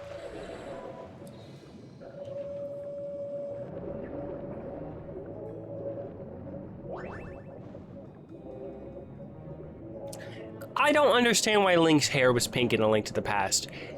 I think it's total malarkey that it was a limited color palette. You know why? Because there's a yellow on this man's, like, tunic. You see the color yellow in this dude's sprite. It's just, like, games don't work like that. A game production isn't just like, oops, we ran out of colors, guys, when the color is already on the sprite. You just can't, like, I just don't understand. I just thought that was important to say. Super Mario RPG, Sonic the Hedgehog, Donkey Kong 3, Adventures of Lolo 1 and 2, King's Knight, Dig Dug, something, Ninja Gaiden 1, Ninja Gaiden 2, Ninja Gaiden 3, Cruising USA. I never understood why Matt Johnson was like, ah, in that bit. Then I realized that it's because when he says Cruising USA, that's the first one that doesn't rhyme. So it's like, I got you. I got you. Tears of the Kingdom came out 3 years ago. Already more than 3 years ago, like 3 years and a third. Oh. Oh man. I'm at 16. I feel like that was a couple days ago, man. I feel like that was like maybe like 6 months, like 7 months. I feel like it can 9 months ago. My life is over, dude. I recently bought the oh come on now. I caved. I failed. I gave in to bread and circus. I got the Nintendo Switch upgrade for Breath of the Wild for $10 to get it 60 FPS, and so I have Zelda Notes. And it's really uncanny playing in 60 FPS, I'm not gonna lie, but it is gorgeous. Now, I did not get Tears of the Kingdom in 60 FPS because I don't know when I'll ever play that game again. Not out of ill will. It's like a B tier game. It's a good game. But I beat it. I 100%ed. Well, okay, all right. I beat all the shrines. Technically, I did 100% it. Didn't get all the Korok seeds. I would get all the Korok seeds in Breath of the Wild. Ah, sharn it. I don't think you could convince me to get all of them in Tears of the Kingdom. Because the more that I think of that game, the more I'm just like, would I replay the main story? Totally. The main story is the best part of that game. The main story of like, mechanically, the main story of Tears of the Kingdom is kind of similarly as good as the main story of Breath of the Wild. Like, just, if you're just going dungeon to dungeon, like, yeah. The Wind Temple and, what is it? The Wind Temple alongside, the Lightning Temple. Those are both, like, really good. Like, they're not, like, complex dungeons. They're pretty easy. But, oh my goodness, just for the experience, holy heck. Those are some, like, there's just some, like, high key, some of my favorite Zelda dungeons. Like, it's just, they're just like, they're so like themselves. Oh my goodness, I sound like a grandma. Love all my grandmas out there. Not a negative thing, but I was just like, you know, when you tell your grandma something, and she's like, it's so you. And it's like, you know what? Actually, that's very kind of you to say. And I like it that you say that because no one else is socially confident enough to create a layer of intimacy with someone by acknowledging and signaling the fact that you are aware of who they are and how they are and their habits. I don't think the water temple was that bad. Okay, sorry. The water temple, Tears of the Kingdom, wasn't that bad. It was just really easy. And I'm okay with that, because I like easy dungeons. Because I'm a little chud whose favorite series ever is Zelda, and am bad at dungeons.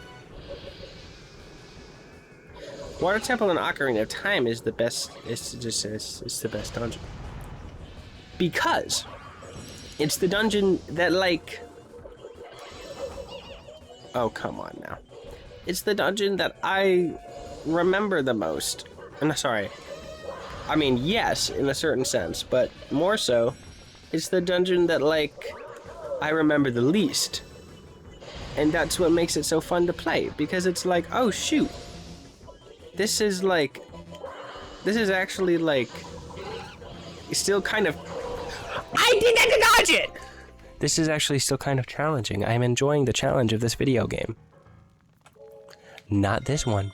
It's Mario. It shouldn't be as hard as it is. Water Temple is one of the best temples in Ocarina of Time.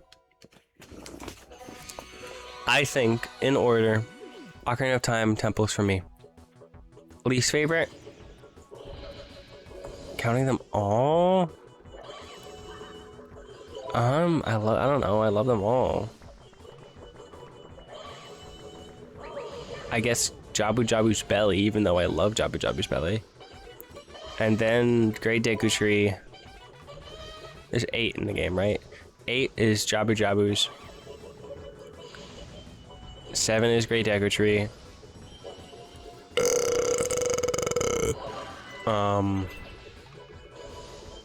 Ooh.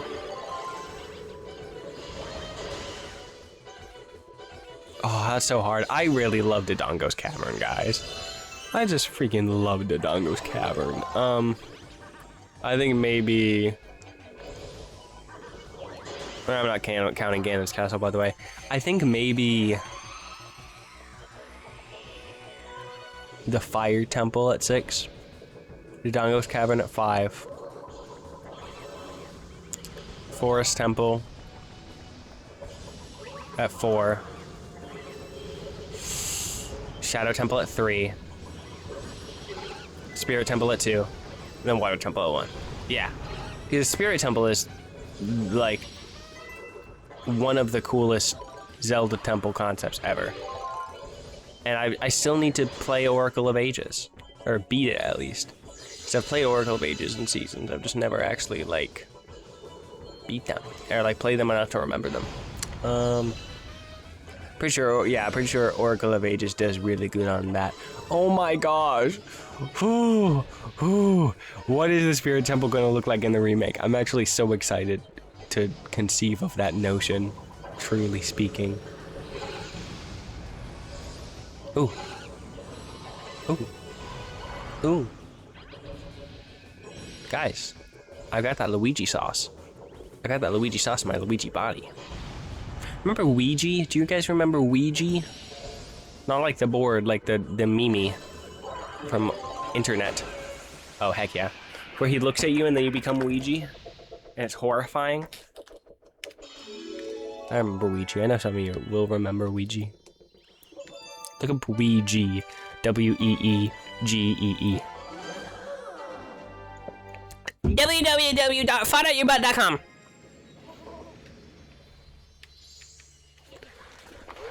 Okay. 6 stars left. 1 normal episode left. Let's freaking do this, guys. Let's get it done. Let's get it done, dusted, and kaput.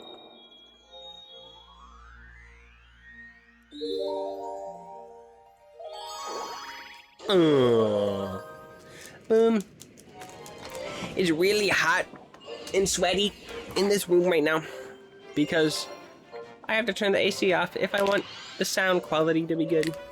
I think in my next video, whatever I let's play, I'm just not gonna turn the sound off. Sorry, I'm not gonna turn the AC off. Like, I'm just gonna like let it run, and it'll just sound bad, but it'll be fine. I think that's the play, honestly. Cause like, maybe I can voice isolate it enough to where it isn't a big deal. But I don't know. We'll see. Oh. Aw, angry man.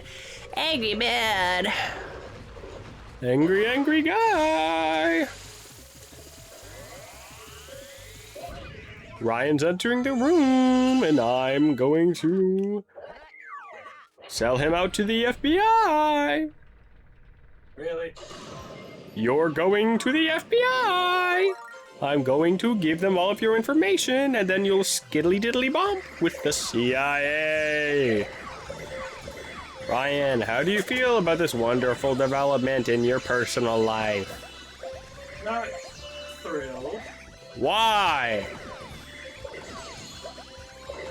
Don't you want to be part of something? I mean, sure, but Ever since I was a think- kid, I wanted to be part of MK Ultra. I was gonna say, I guess so, but like, I don't think that's exactly what I had in mind, if anything. You don't have dreams like I do. Be glad that you won't be part of. Have you ever been to a Lockheed Martin? A Lockheed Martin? Yeah. Oh. No, I get the grammar there. No, I have not. I don't even know what it is. Something to do with, like, Is it like a Bass Pro type thing? Lockheed Martin? Or like, is it like a Hobby Lobby type thing? Lockheed Martin is like a... my knowledge is it's like a... I don't know if it's like exactly government, but it's like aerospace kind of thing. Like Really? jets and probably some space flight. Or like... Really? Am I dumb? Oh my goodness, you're right. I have lived my entire life thinking Lockheed Martin was a Hobby Lobby type establishment. Just like some random like Yup, chain store. yup. That kind of like Five Below core. Yes. You don't know exactly what they sell, but they do something. Yes. Yes, I thought it was like Sam's Club, but like more Banana Republic. I'm gonna need to pay for that somehow. Ooh. Ryan, did you ever play Mario Galaxy much? Not much on my own. I might have played it with you guys, maybe like the second, I'm sure. Second player mode. yeah. Or if I did ever play first person, it probably would have been like during one of our little group sessions. Sure. 3 of us, or 2 of us, whatever, if we ever did that. That's true. That's such an odd concept to me. Oh, Given the fact that I've pretty much been primarily a PC gamer for probably like the past decade. yeah, that makes sense. That makes a lot of sense. Ah! I don't even know where I'm going. Ryan, I'm 6 stars away from completing the series. Oh wow. Are you proud of me? Yeah, that's Thanks. you're getting pretty close. Thanks. Thanks. If I killed someone, would you bury the body for me? You can't do- Stipulation. I was- It's Chris Hansen. I've heard that. Bigger stipulation. It's Michael Jackson. I did it. Oh. I did it. You It can't- was me. You can't just come at me like that. It was me. Oh. I've been holding this in for so long. Yeah. No kidding. This monkey's gone to heaven. That's the Pixies song. That just randomly popped into my mind. I don't remember why it did. There's also one that goes like, "We're chain. In the hall. In my bed." I'll get back to gathering my work clothes for tomorrow and leave you to your murdering of celebrities. Yay! Thanks. Wait, close the door. Yeah. I don't want anyone to find the body. Is that a watermelon? Melon Planet. How about a melon planet? Ooh! Rhymery, everybody. Do I ground pound this? I'm actually very confused as to what to do here. Does the game react to me doing stuff? Oh, shoot! Guys, I figured something out for once in my life and it didn't take an entire episode. Ooh, ooh, ooh. I wake up in the morning and I step outside and I take a deep breath and I eat a big watermelon and I, at the top of my lungs, I got a star. And I say, Mario!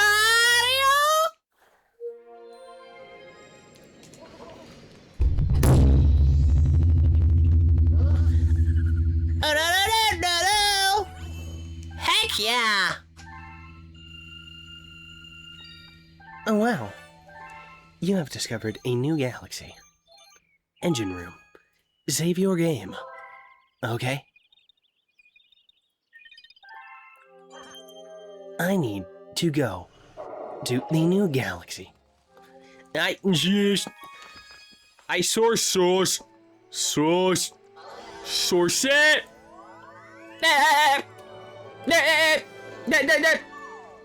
This is the gate. Yeah. This is the gate. Yeah. The way. Super Ma.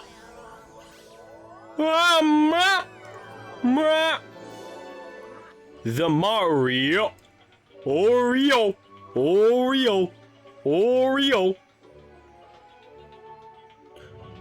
Ricky Rower. Ra. Rick. Ek.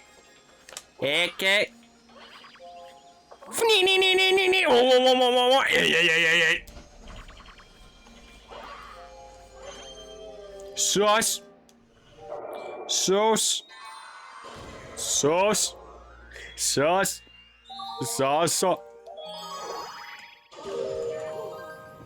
Donkey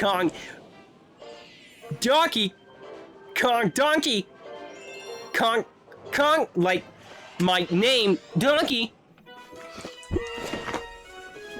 This looks like half the planets from Outer Wilds. I really don't get people who just can't stomach Cars 2.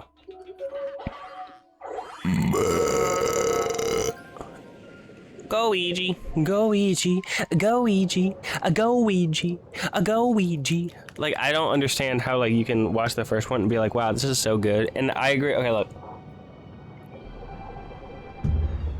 My top 4 films of all time are The Glass Harmonica, Grave of the Fireflies, Return of the Jedi, and Cars. Cars is number 1. However, and now that it depends. Like, Whisper of the Heart is just as good as Grave. Princess Mononoke is just as good as Grave as well. It's a not, like, my favorite movies aren't really, like, it's not a question. It's not a question I can answer properly. Regardless, that's just what I would say to top 4. However, Cars is number 1 because it's Cars. I don't need to explain it. I grew up with Cars as Cars.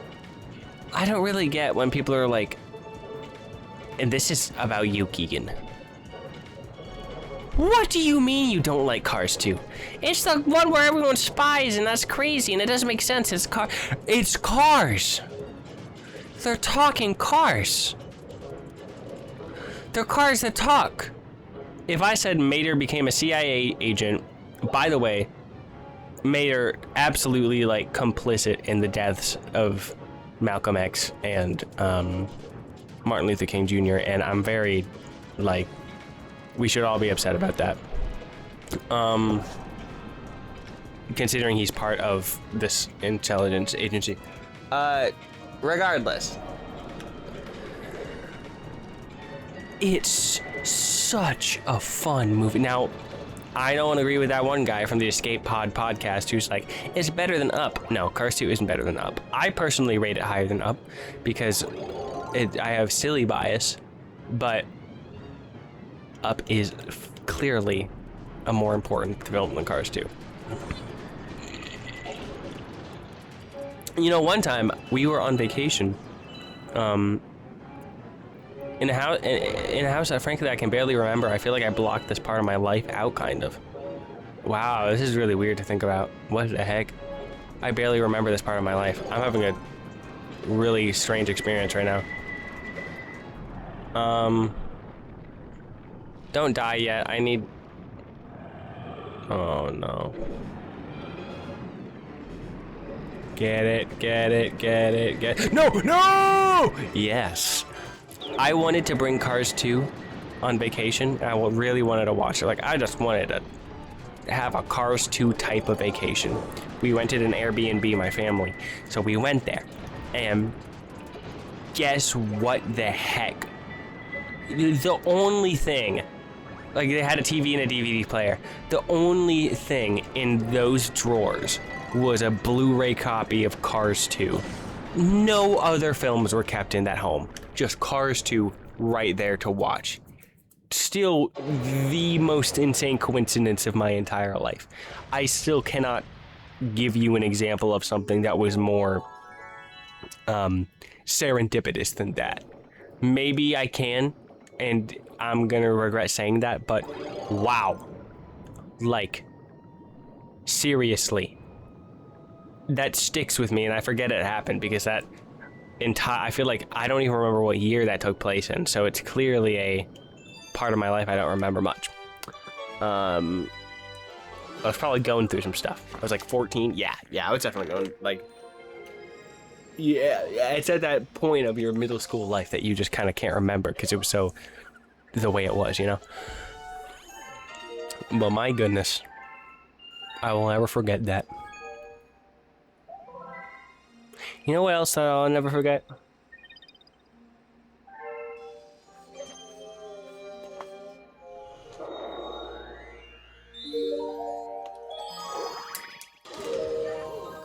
What was I gonna say?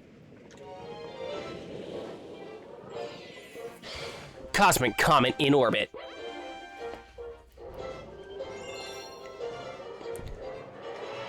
Cosmic Luigi Forest Race. Oh, no. Maybe I'll do more of these. You know what? This is like, it's actually pretty like freeing to like not have to worry about editing this. I'm not gonna lie. It's like, it's nice. I'm very happy about it. Like chill, bro, chill. Oh my gosh, bro, chill. I would love to like have my experience with games just logged by like, if I want to make a series out of a game, just like super cut it, you know? Like, I just didn't get that one up. I feel so bad for that. Like 6-hour video, or I guess more like, depending on the game, like 20-hour video, or just me sitting down, recording it, commentating over the whole thing, and just like playing that thing out, you know? Infinite content farm. Don't put any effort in. Easy. Oh, 3 stars left, guys. Then I'll get to stop sweating. Sounds weird. Not going back to Toy Time. That place freaks me out. You know, it doesn't freak me out though.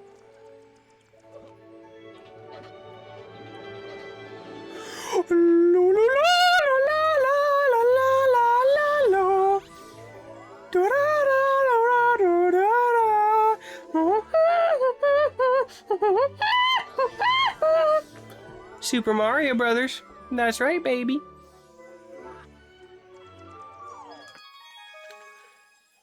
So we know Frank Ocean's never coming out with a new album. It's been 10 years. Anyway.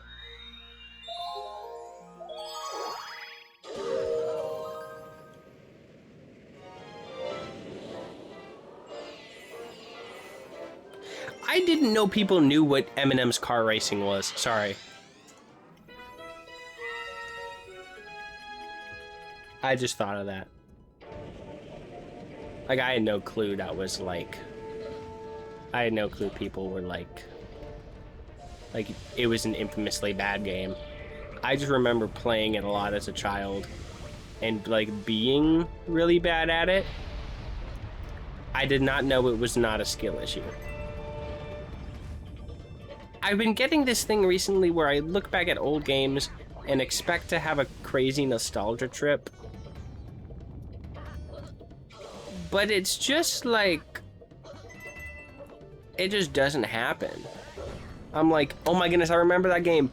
The memories are gonna come rushing back if I look up footage of it, and I look up footage of it, and I'm like, oh yeah, I remember that. Am I losing my whimsy? Genuine question. Is that a sign that you're losing your whimsy? Are you finding less to rediscover? That's a kind of terrifying prospect. As you get older, you find less to remember. However, you make more memories as well, and so retroactively things become... maybe nostalgia will heighten in value, so that no matter the position you are in your life, there's always equal value forward and backward. Well, until you die. But you know what I mean. There's equal value in looking back. Because once the old things get old, like what's the dopamine from remembering something you did when you were 7 goes away. By that time, maybe you'll remember the dopamine of things. Oh my goodness, have I already done this? I really hope not. Maybe the dopamine of things you did when you were 17. And then when you were, 27. And then you die.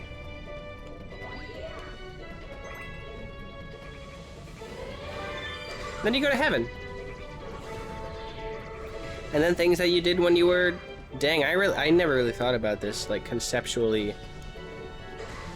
Like, let's take this at face value here. In heaven, like, if we're regardless of your background, right? Regardless of your religious affiliation, let's assume there's an afterlife. You'll still have, like, birthdays. Like, I'm turning 227 this year. Like, dang, that's kind of awesome, though. I'm turning... So, like, people... it is a star I already did. So, like, people who are like... Oh, man, I just wish I hit the big one... Oh, I didn't mean to do that. I meant to stay in the world. People who are like, I just wish I hit the big 100 before I die. Well, still got to hit the big 100. I think that's pretty cool.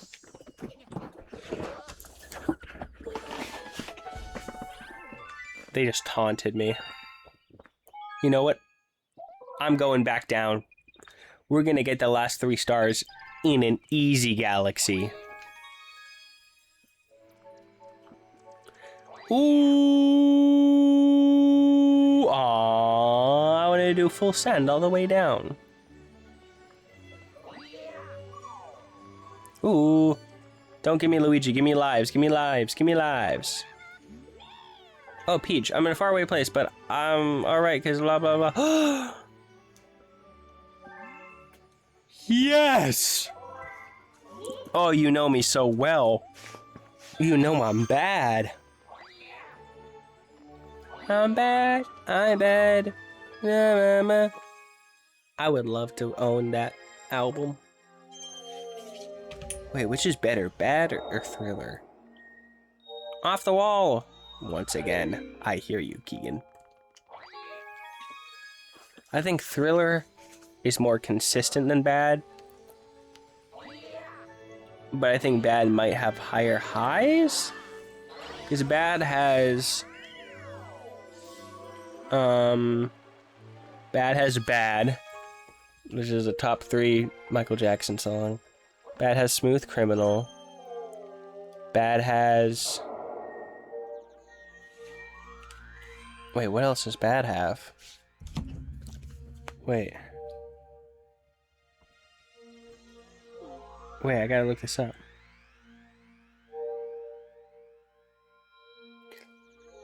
The Way You Make Me Feel, oh my gosh. Speed Demon, which is actually very underrated. It has Man in the Mirror. And Dirty Diana. Dirty Diana. Huh? Okay, Smooth Criminal, Dirty Diana. Man in the Mirror. Speed Demon. Bad, and The Way You Make Me Feel. Oh my goodness. Obviously, other stuff, Liberian Girl. All those are great. Hold on, let me look at my... I'm looking at my Michael Jackson vinyl. I don't remember Thriller's track list. I know it has... Wanna be starting something. Wanna be starting something. Wanna be starting something. Want to be starting something. That's legendary. Baby Be Mine. The Girl's Mine. Thriller. Beat It. Billie Jean. Pretty Young Thing. Oh, come on, dude. That's hard. That's hard. Oh, I think maybe by an inch I like Bad more. Just because, like, what the heck do you do with an album that has that many bangers? But I think,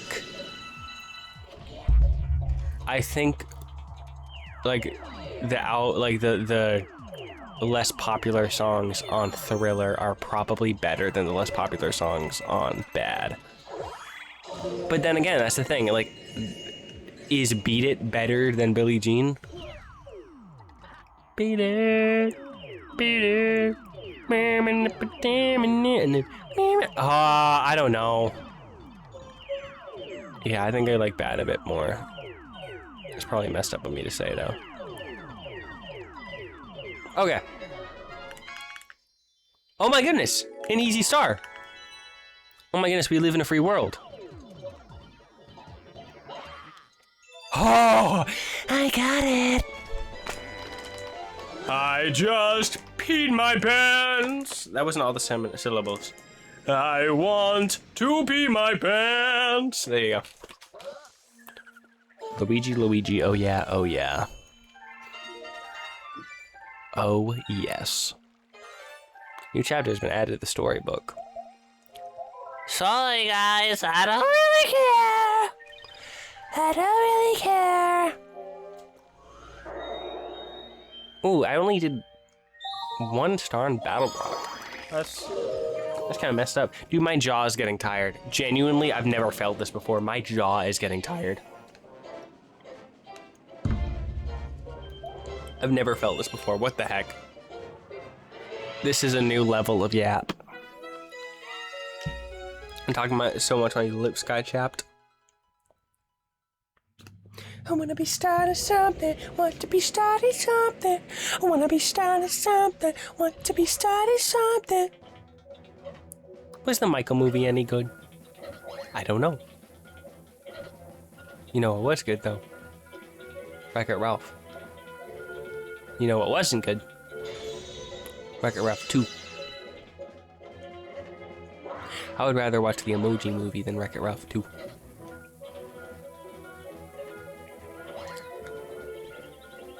I would rather watch Fred the Movie than Wreck-It Ralph 2. I would rather watch The Rise of Skywalker than Wreck-It Ralph 2.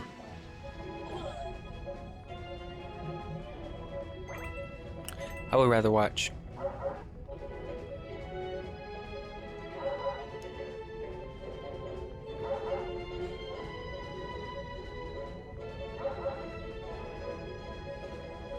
The Five Nights at Freddy's movie. Then Wreck-It Ralph 2.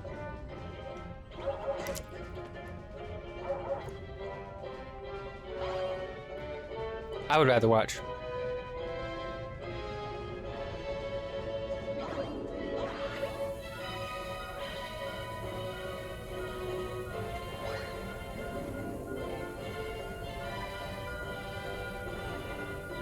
What's a bad movie?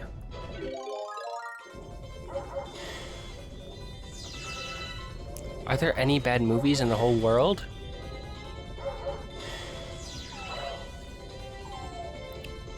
Wait, do I have low standards?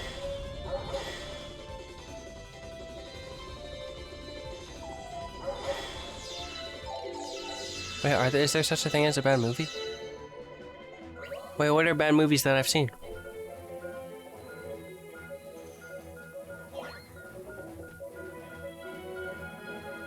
Wait, I need to open Letterboxd.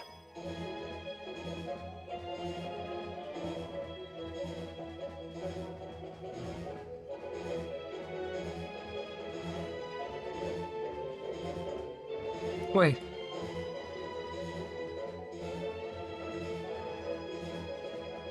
Wait.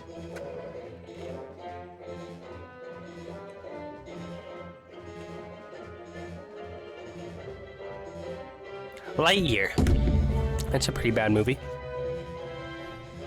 I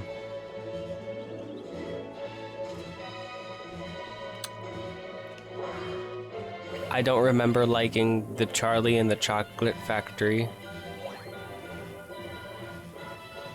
Although I think Willy Wonka in his Chocolate Factory is alright. The Good Dinosaur is not that good of a movie.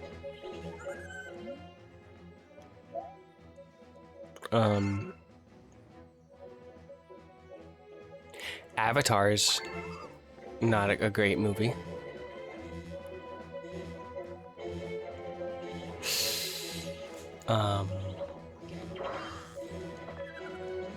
Transform. Iron Man 2 isn't that good of a movie.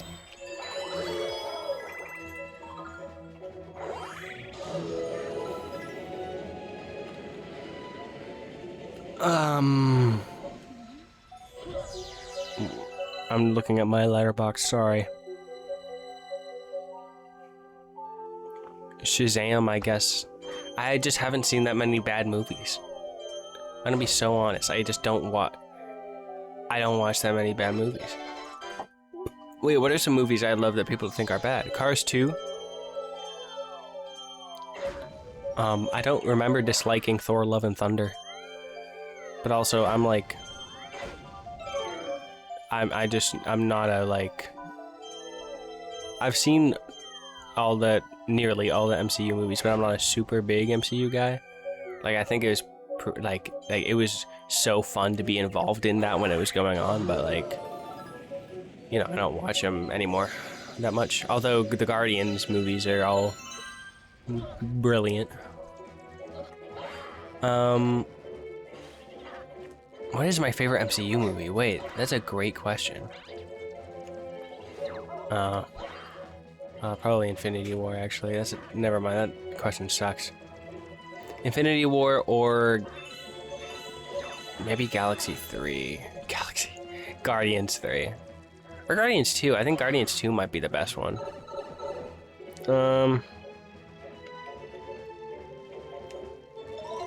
Oh.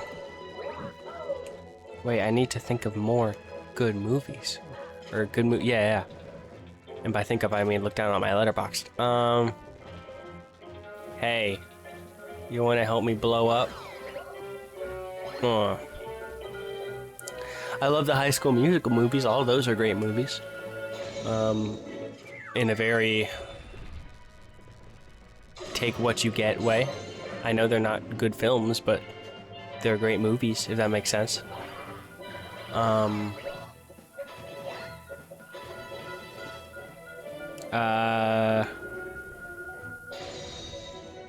The Last Jedi is pretty good. I completely flip-flopped on that. I used to hate it as a child because it was the thing to hate on. The Greatest Showman I love. Although I acknowledge that if you weren't a theater kid, it's just not gonna work for you. Like, it's just really not gonna work for you. Like, I'm sorry. Like, there's no chance that it's gonna work for you. I'm sorry. Unless you're homeschooled or a theater kid, it's just not gonna happen. Like, you don't get that. You know, you can't have that. Oh, Night at the Museum is fire, dude. I don't think people hate that movie. I think it's like kind of a little bit of a Gen Z classic at this point. Nacho Libre. People love Nacho Libre as well. It's just not critically acclaimed. That's a 10 for me. Nacho Libre is a 10 out of 10 movie.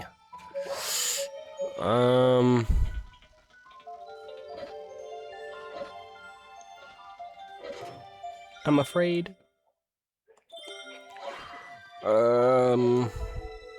Oh, I guess the Mario Galaxy movie. I thought that movie was so fun to see in theaters. I don't think it was good, but I think it's good, if you know what I mean.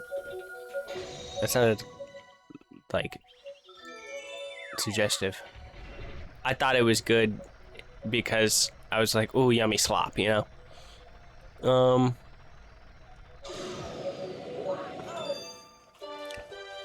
I think Solo was pretty good. I don't remember much about it though.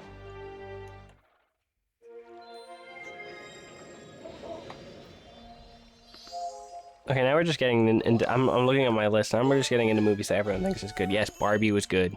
Hail Mary was good. Wall-E was good. The Lion King is good. Stand By Me is good.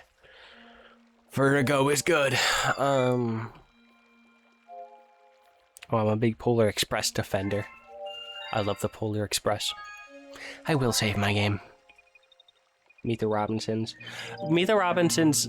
Oh, motorcycle went by. Meet the Robinsons is one of those movies where like it is really good, but it's got the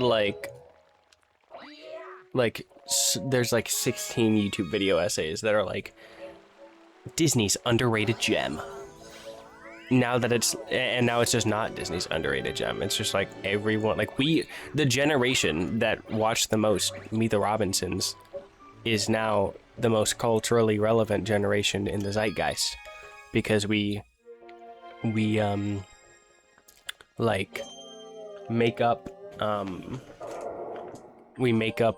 both the high school and the young adult generation, which means we are like by far the most influential in social media and culture in general. Ooh! I just spilled water on my nose and my foot. Now I'm gonna sit on it. Cause I just don't give a galaxy. Oh, I live in Encanto. Encanto's like a perfect movie to me. Which is a weird. I feel like it's a really weird Disney movie to be like, this is peak, but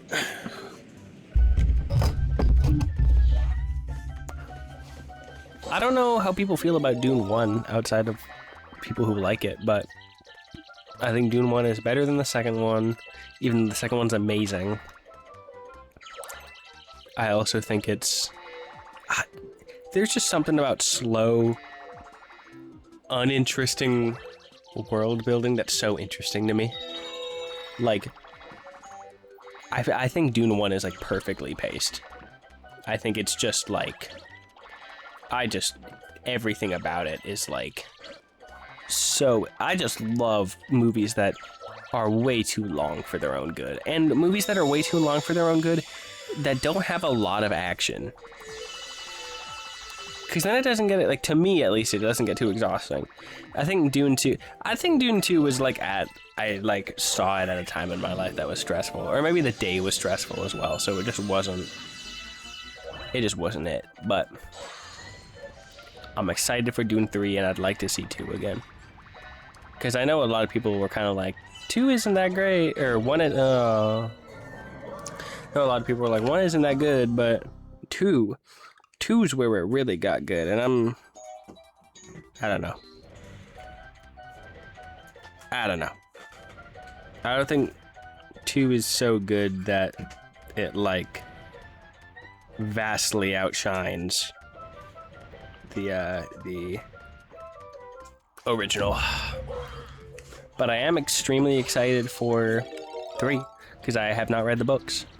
And I think it's super interesting to have your main protagonist turn into like a white savior complex, like gross religion and culture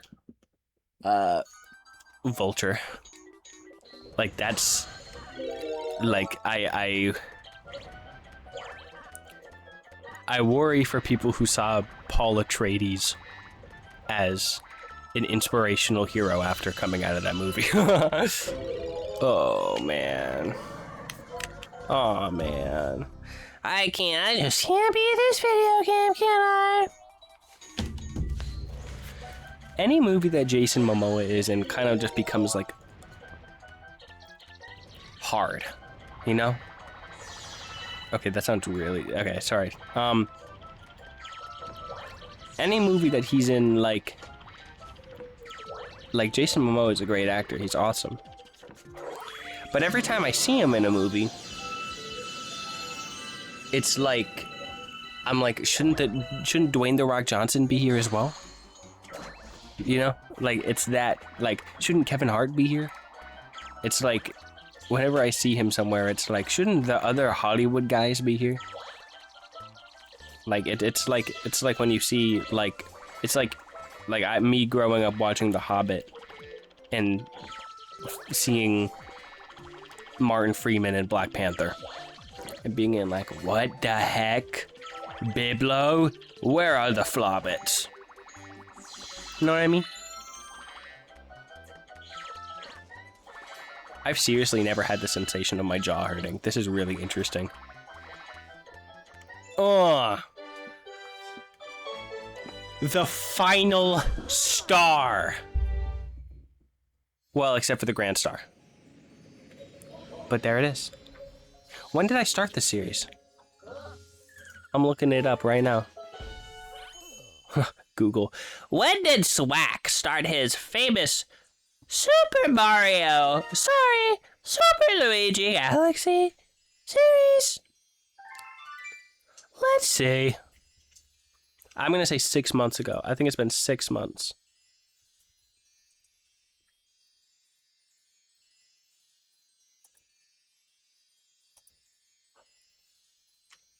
But I have no... It's exactly 6 months. Not exactly, but like, you know.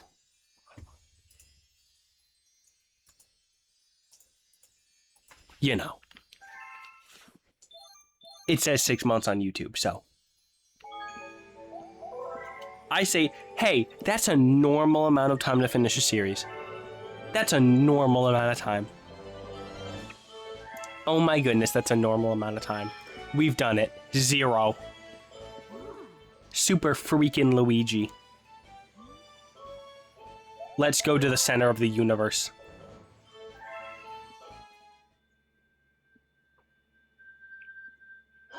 Wish I could have hair like that.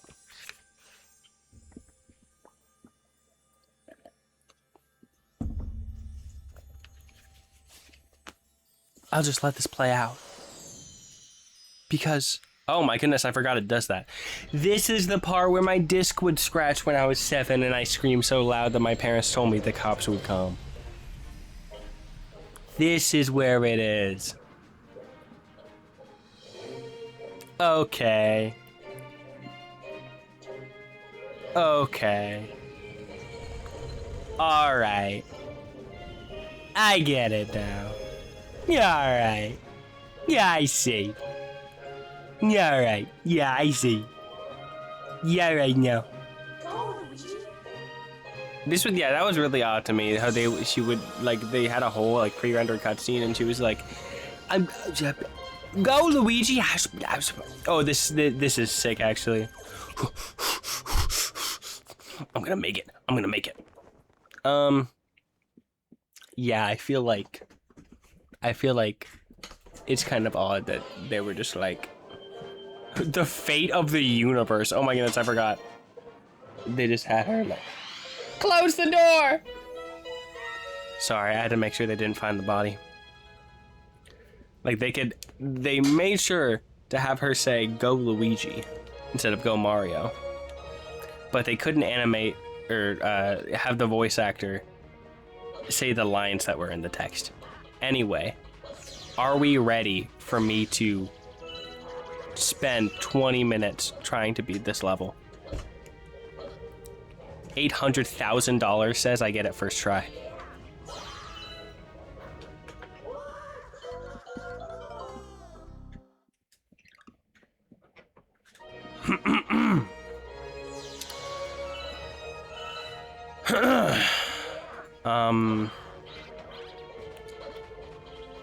If you play Dry Bones in Mario Kart, unless you're my friend Lucas, I don't think you should play Mario Kart. I've never liked these guys. Look at them, they're like, I'm gonna get you, and they're not even cool like the other. How is their shell part of their skeleton? Am I stupid? Is that actually, no, a shell is not part of a turtle skeleton. Wait, is it? Luke, is a shell part of a turtle skeleton? Surely not. Surely not. It could be. I don't know. Look up a turtle skeleton, please. Yep. Isn't your Discord bio something to do with that, Luke? It was. The turtle skull is. From like 3 years ago. Yeah, probably. No. Last time. Oh, I think it is. Yeah, I think that might still be your. Yeah, it does. Yeah, it Yeah, is. the photo seems to indicate. The shell is part of the skeleton? Yep. I've been lying to myself my whole 47 last seconds. Oh yeah. Luigi, oh yeah, oh yeah. What the freaky? I see your retinas. Oh Sorry, I saw his retinas. I'm so glad the game decided to babysit me and give me all those lives. Ooh.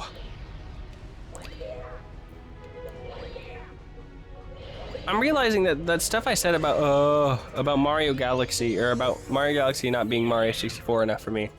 I think it actually is quite Mario 64, because you can still, like, get those stars. Like, you can still get those stars that you could, in other levels. Like, as we've seen, I've accidentally gotten a couple stars that I didn't want to. But I think the difference is that exploration-wise, I think a big, high-key, big part of why I'm not a super big Galaxy fan, I am really, really bad at it. Like, I am just, like, impressively just hopeless at this children's game. I'm pretty good at Mario 64. I could cruise through that game. I'm not good at this game. Nor am I good at Sunshine, but very few people are good at Super Mario Sunshine. Ooh. Ooh. No! Oh, freaky. Time to go.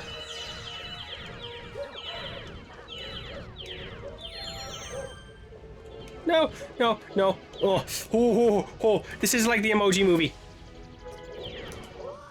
I have been punished for what I just said. I'm sorry. I'm sorry. I'm sorry. Yeah, I'm sorry. I'm sorry.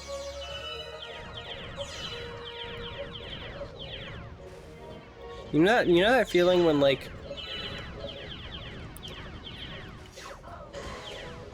when you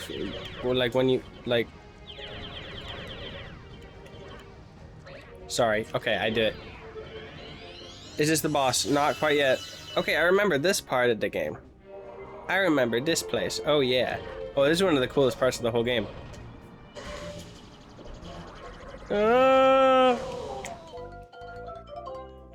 I'm Super Luigi Galaxy. Sorry. And I have to do this again. What am I gonna play after this? What series am I gonna do after this?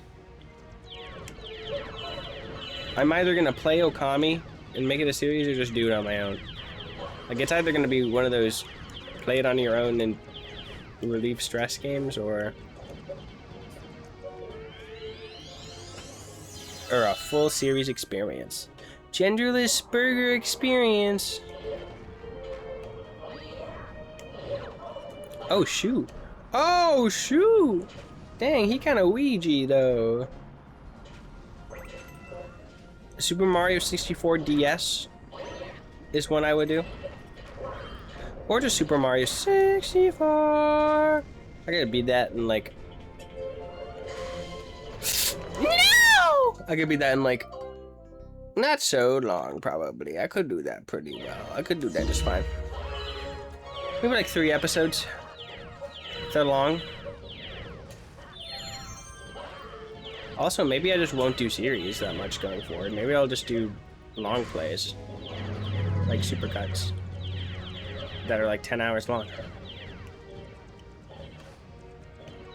Because I love having videos like that to chip away at.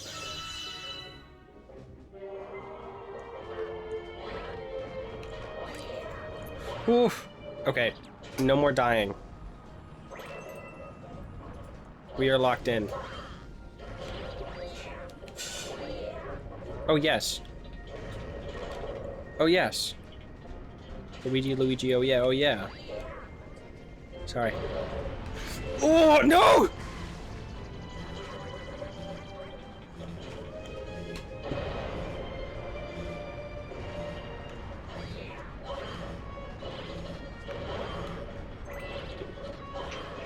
Okay, sorry.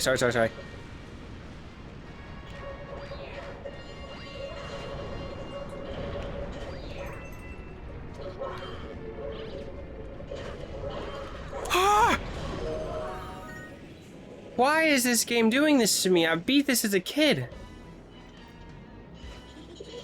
Hi. Yep.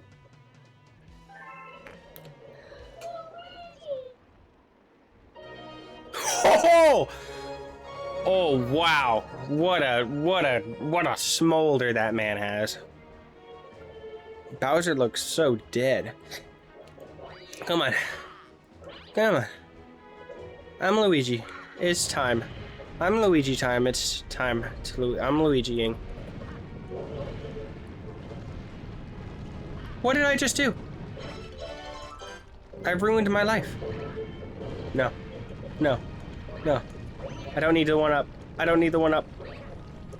Yes. It's time. I'm Luigi. Mr. Galaxy. Finally, you got here just in time to see the creation of my galaxy and the center of the universe. Watch and weep.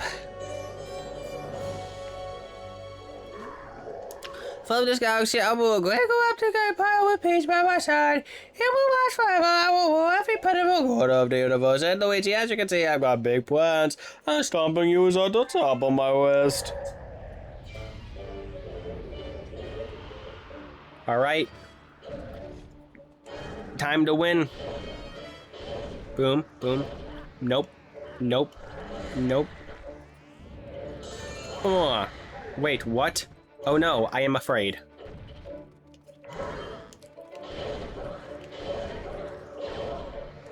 Oh! Hit that thing, right? Yep, that thing, right? That thing, right? Wait, what do I do? Wait, how do I win the game easy mode?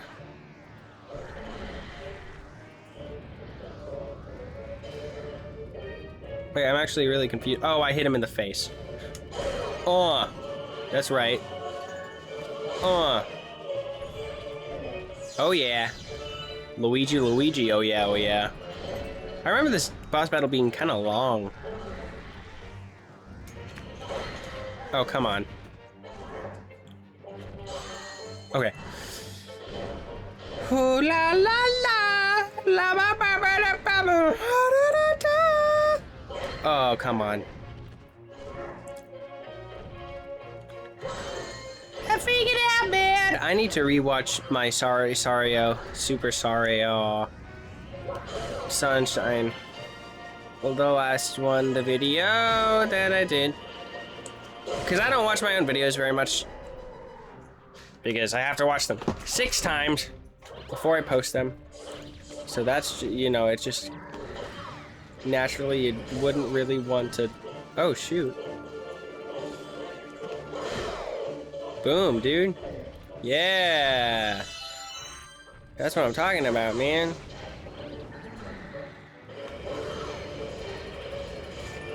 Oh, come on. Oh, I thought I hit him. Nope. Not a problem. What's happening? I didn't mean to go in circles there. Boom. Oh, wait, that one's not usable anymore? Oh, yeah. Wait, we're cooking. Wait, we're actually cooking.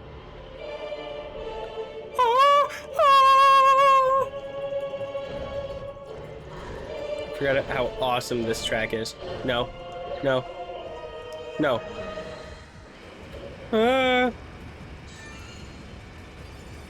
I'm afraid. Eek! Oh, good, good, good. That's right. That's right. That's right. Wait. Wait, this music goes so crazy. Oh.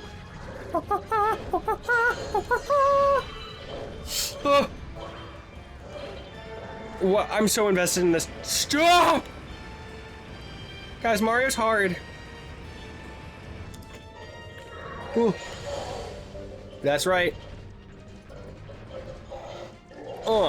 Boom. Yes. Yes. Yes. Is that it?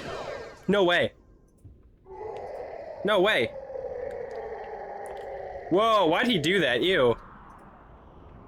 Well, he got like Bowsiki with it.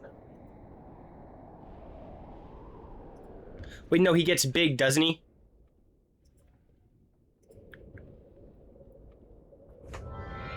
Wait, what happens here?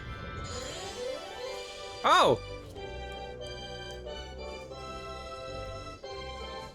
Wait. Wait, no, he gets big. He gets big. He gets big. Remember? Does he get big? Wait. Wait, I forget. No, he gets big. He gets big. He comes back. Oh my goodness. We ball. Kind of underwhelming, I'm not gonna lie. Star! Oh. Super Luigi Galaxy, people. He's like riding up, and Bowser's like, I'm not done with you yet. Pulls him down by his little Luigi foot. Yay! Yay! Friend! Star! Space! Magical wonder! All over the place! Wait.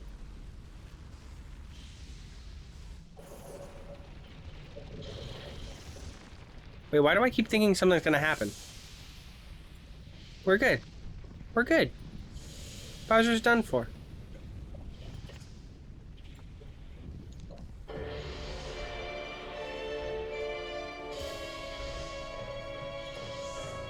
Wait, why is this actually so, like, cinematic? Why is this like that one Pirates of the Caribbean scene where, like, the ship's falling apart?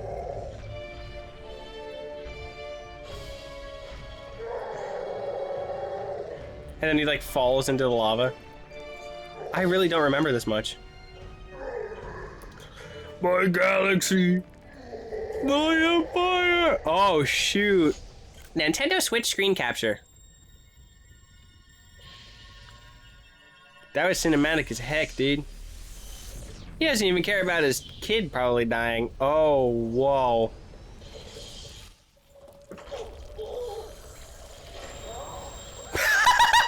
Sorry, Luigi just flew away so fast there. Super Mario Galaxy. So, does Luigi? I think Luigi at the end he says Super Luigi. That's a crazy visual, bro. Super Luigi. I really haven't beat this game since I was like, well, actually, I would have been 14.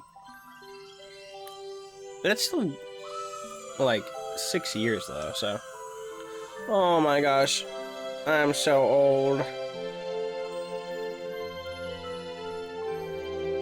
I kind of wish the Luma you had was more of a character at all. I'm not gonna lie. Because they just don't bring that up at one bit. Whoa! Oh! Oh! What an insane visual.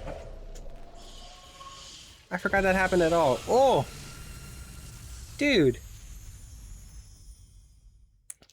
Dude, I got the hype. I've seen this twice in my life, probably more times than that. And still, it feels like the first time. I forgot she got big. This is weird. I don't know about this one. Did you hear the baby stars? The newborns will grow to become galaxies someday. Me talking to my firstborn son in the hospital. His name is Luigi.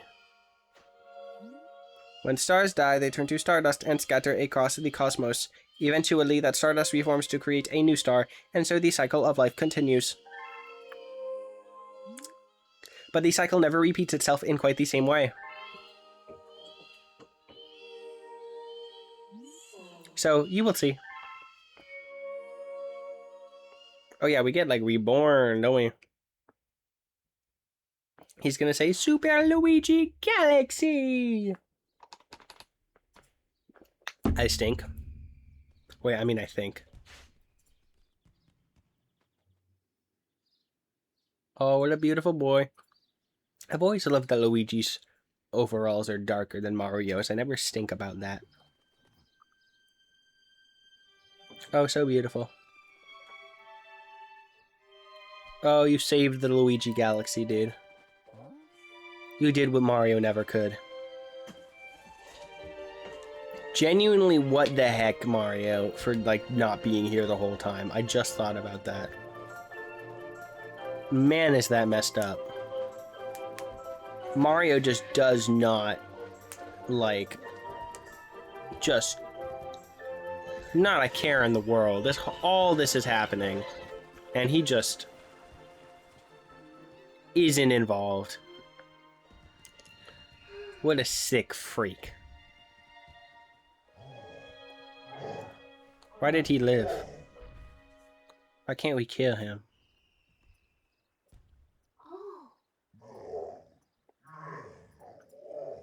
You better run away.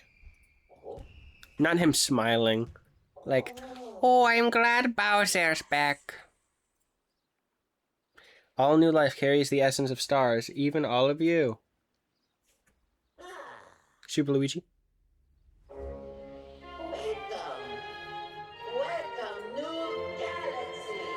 Oh, he says welcome new galaxy. Oh, I thought he said Super Mario or yeah. Okay. What if the planets that flew by? Actually, do we get to see what those planets are? Is that real? Or are those just the same? We beat the game. Thanks for watching. If you watched all of these, you're one of the realest ones out there. My jaw hurts. It's hot in here. Mario Galaxy is Luigi Galaxy is a genre-defining game.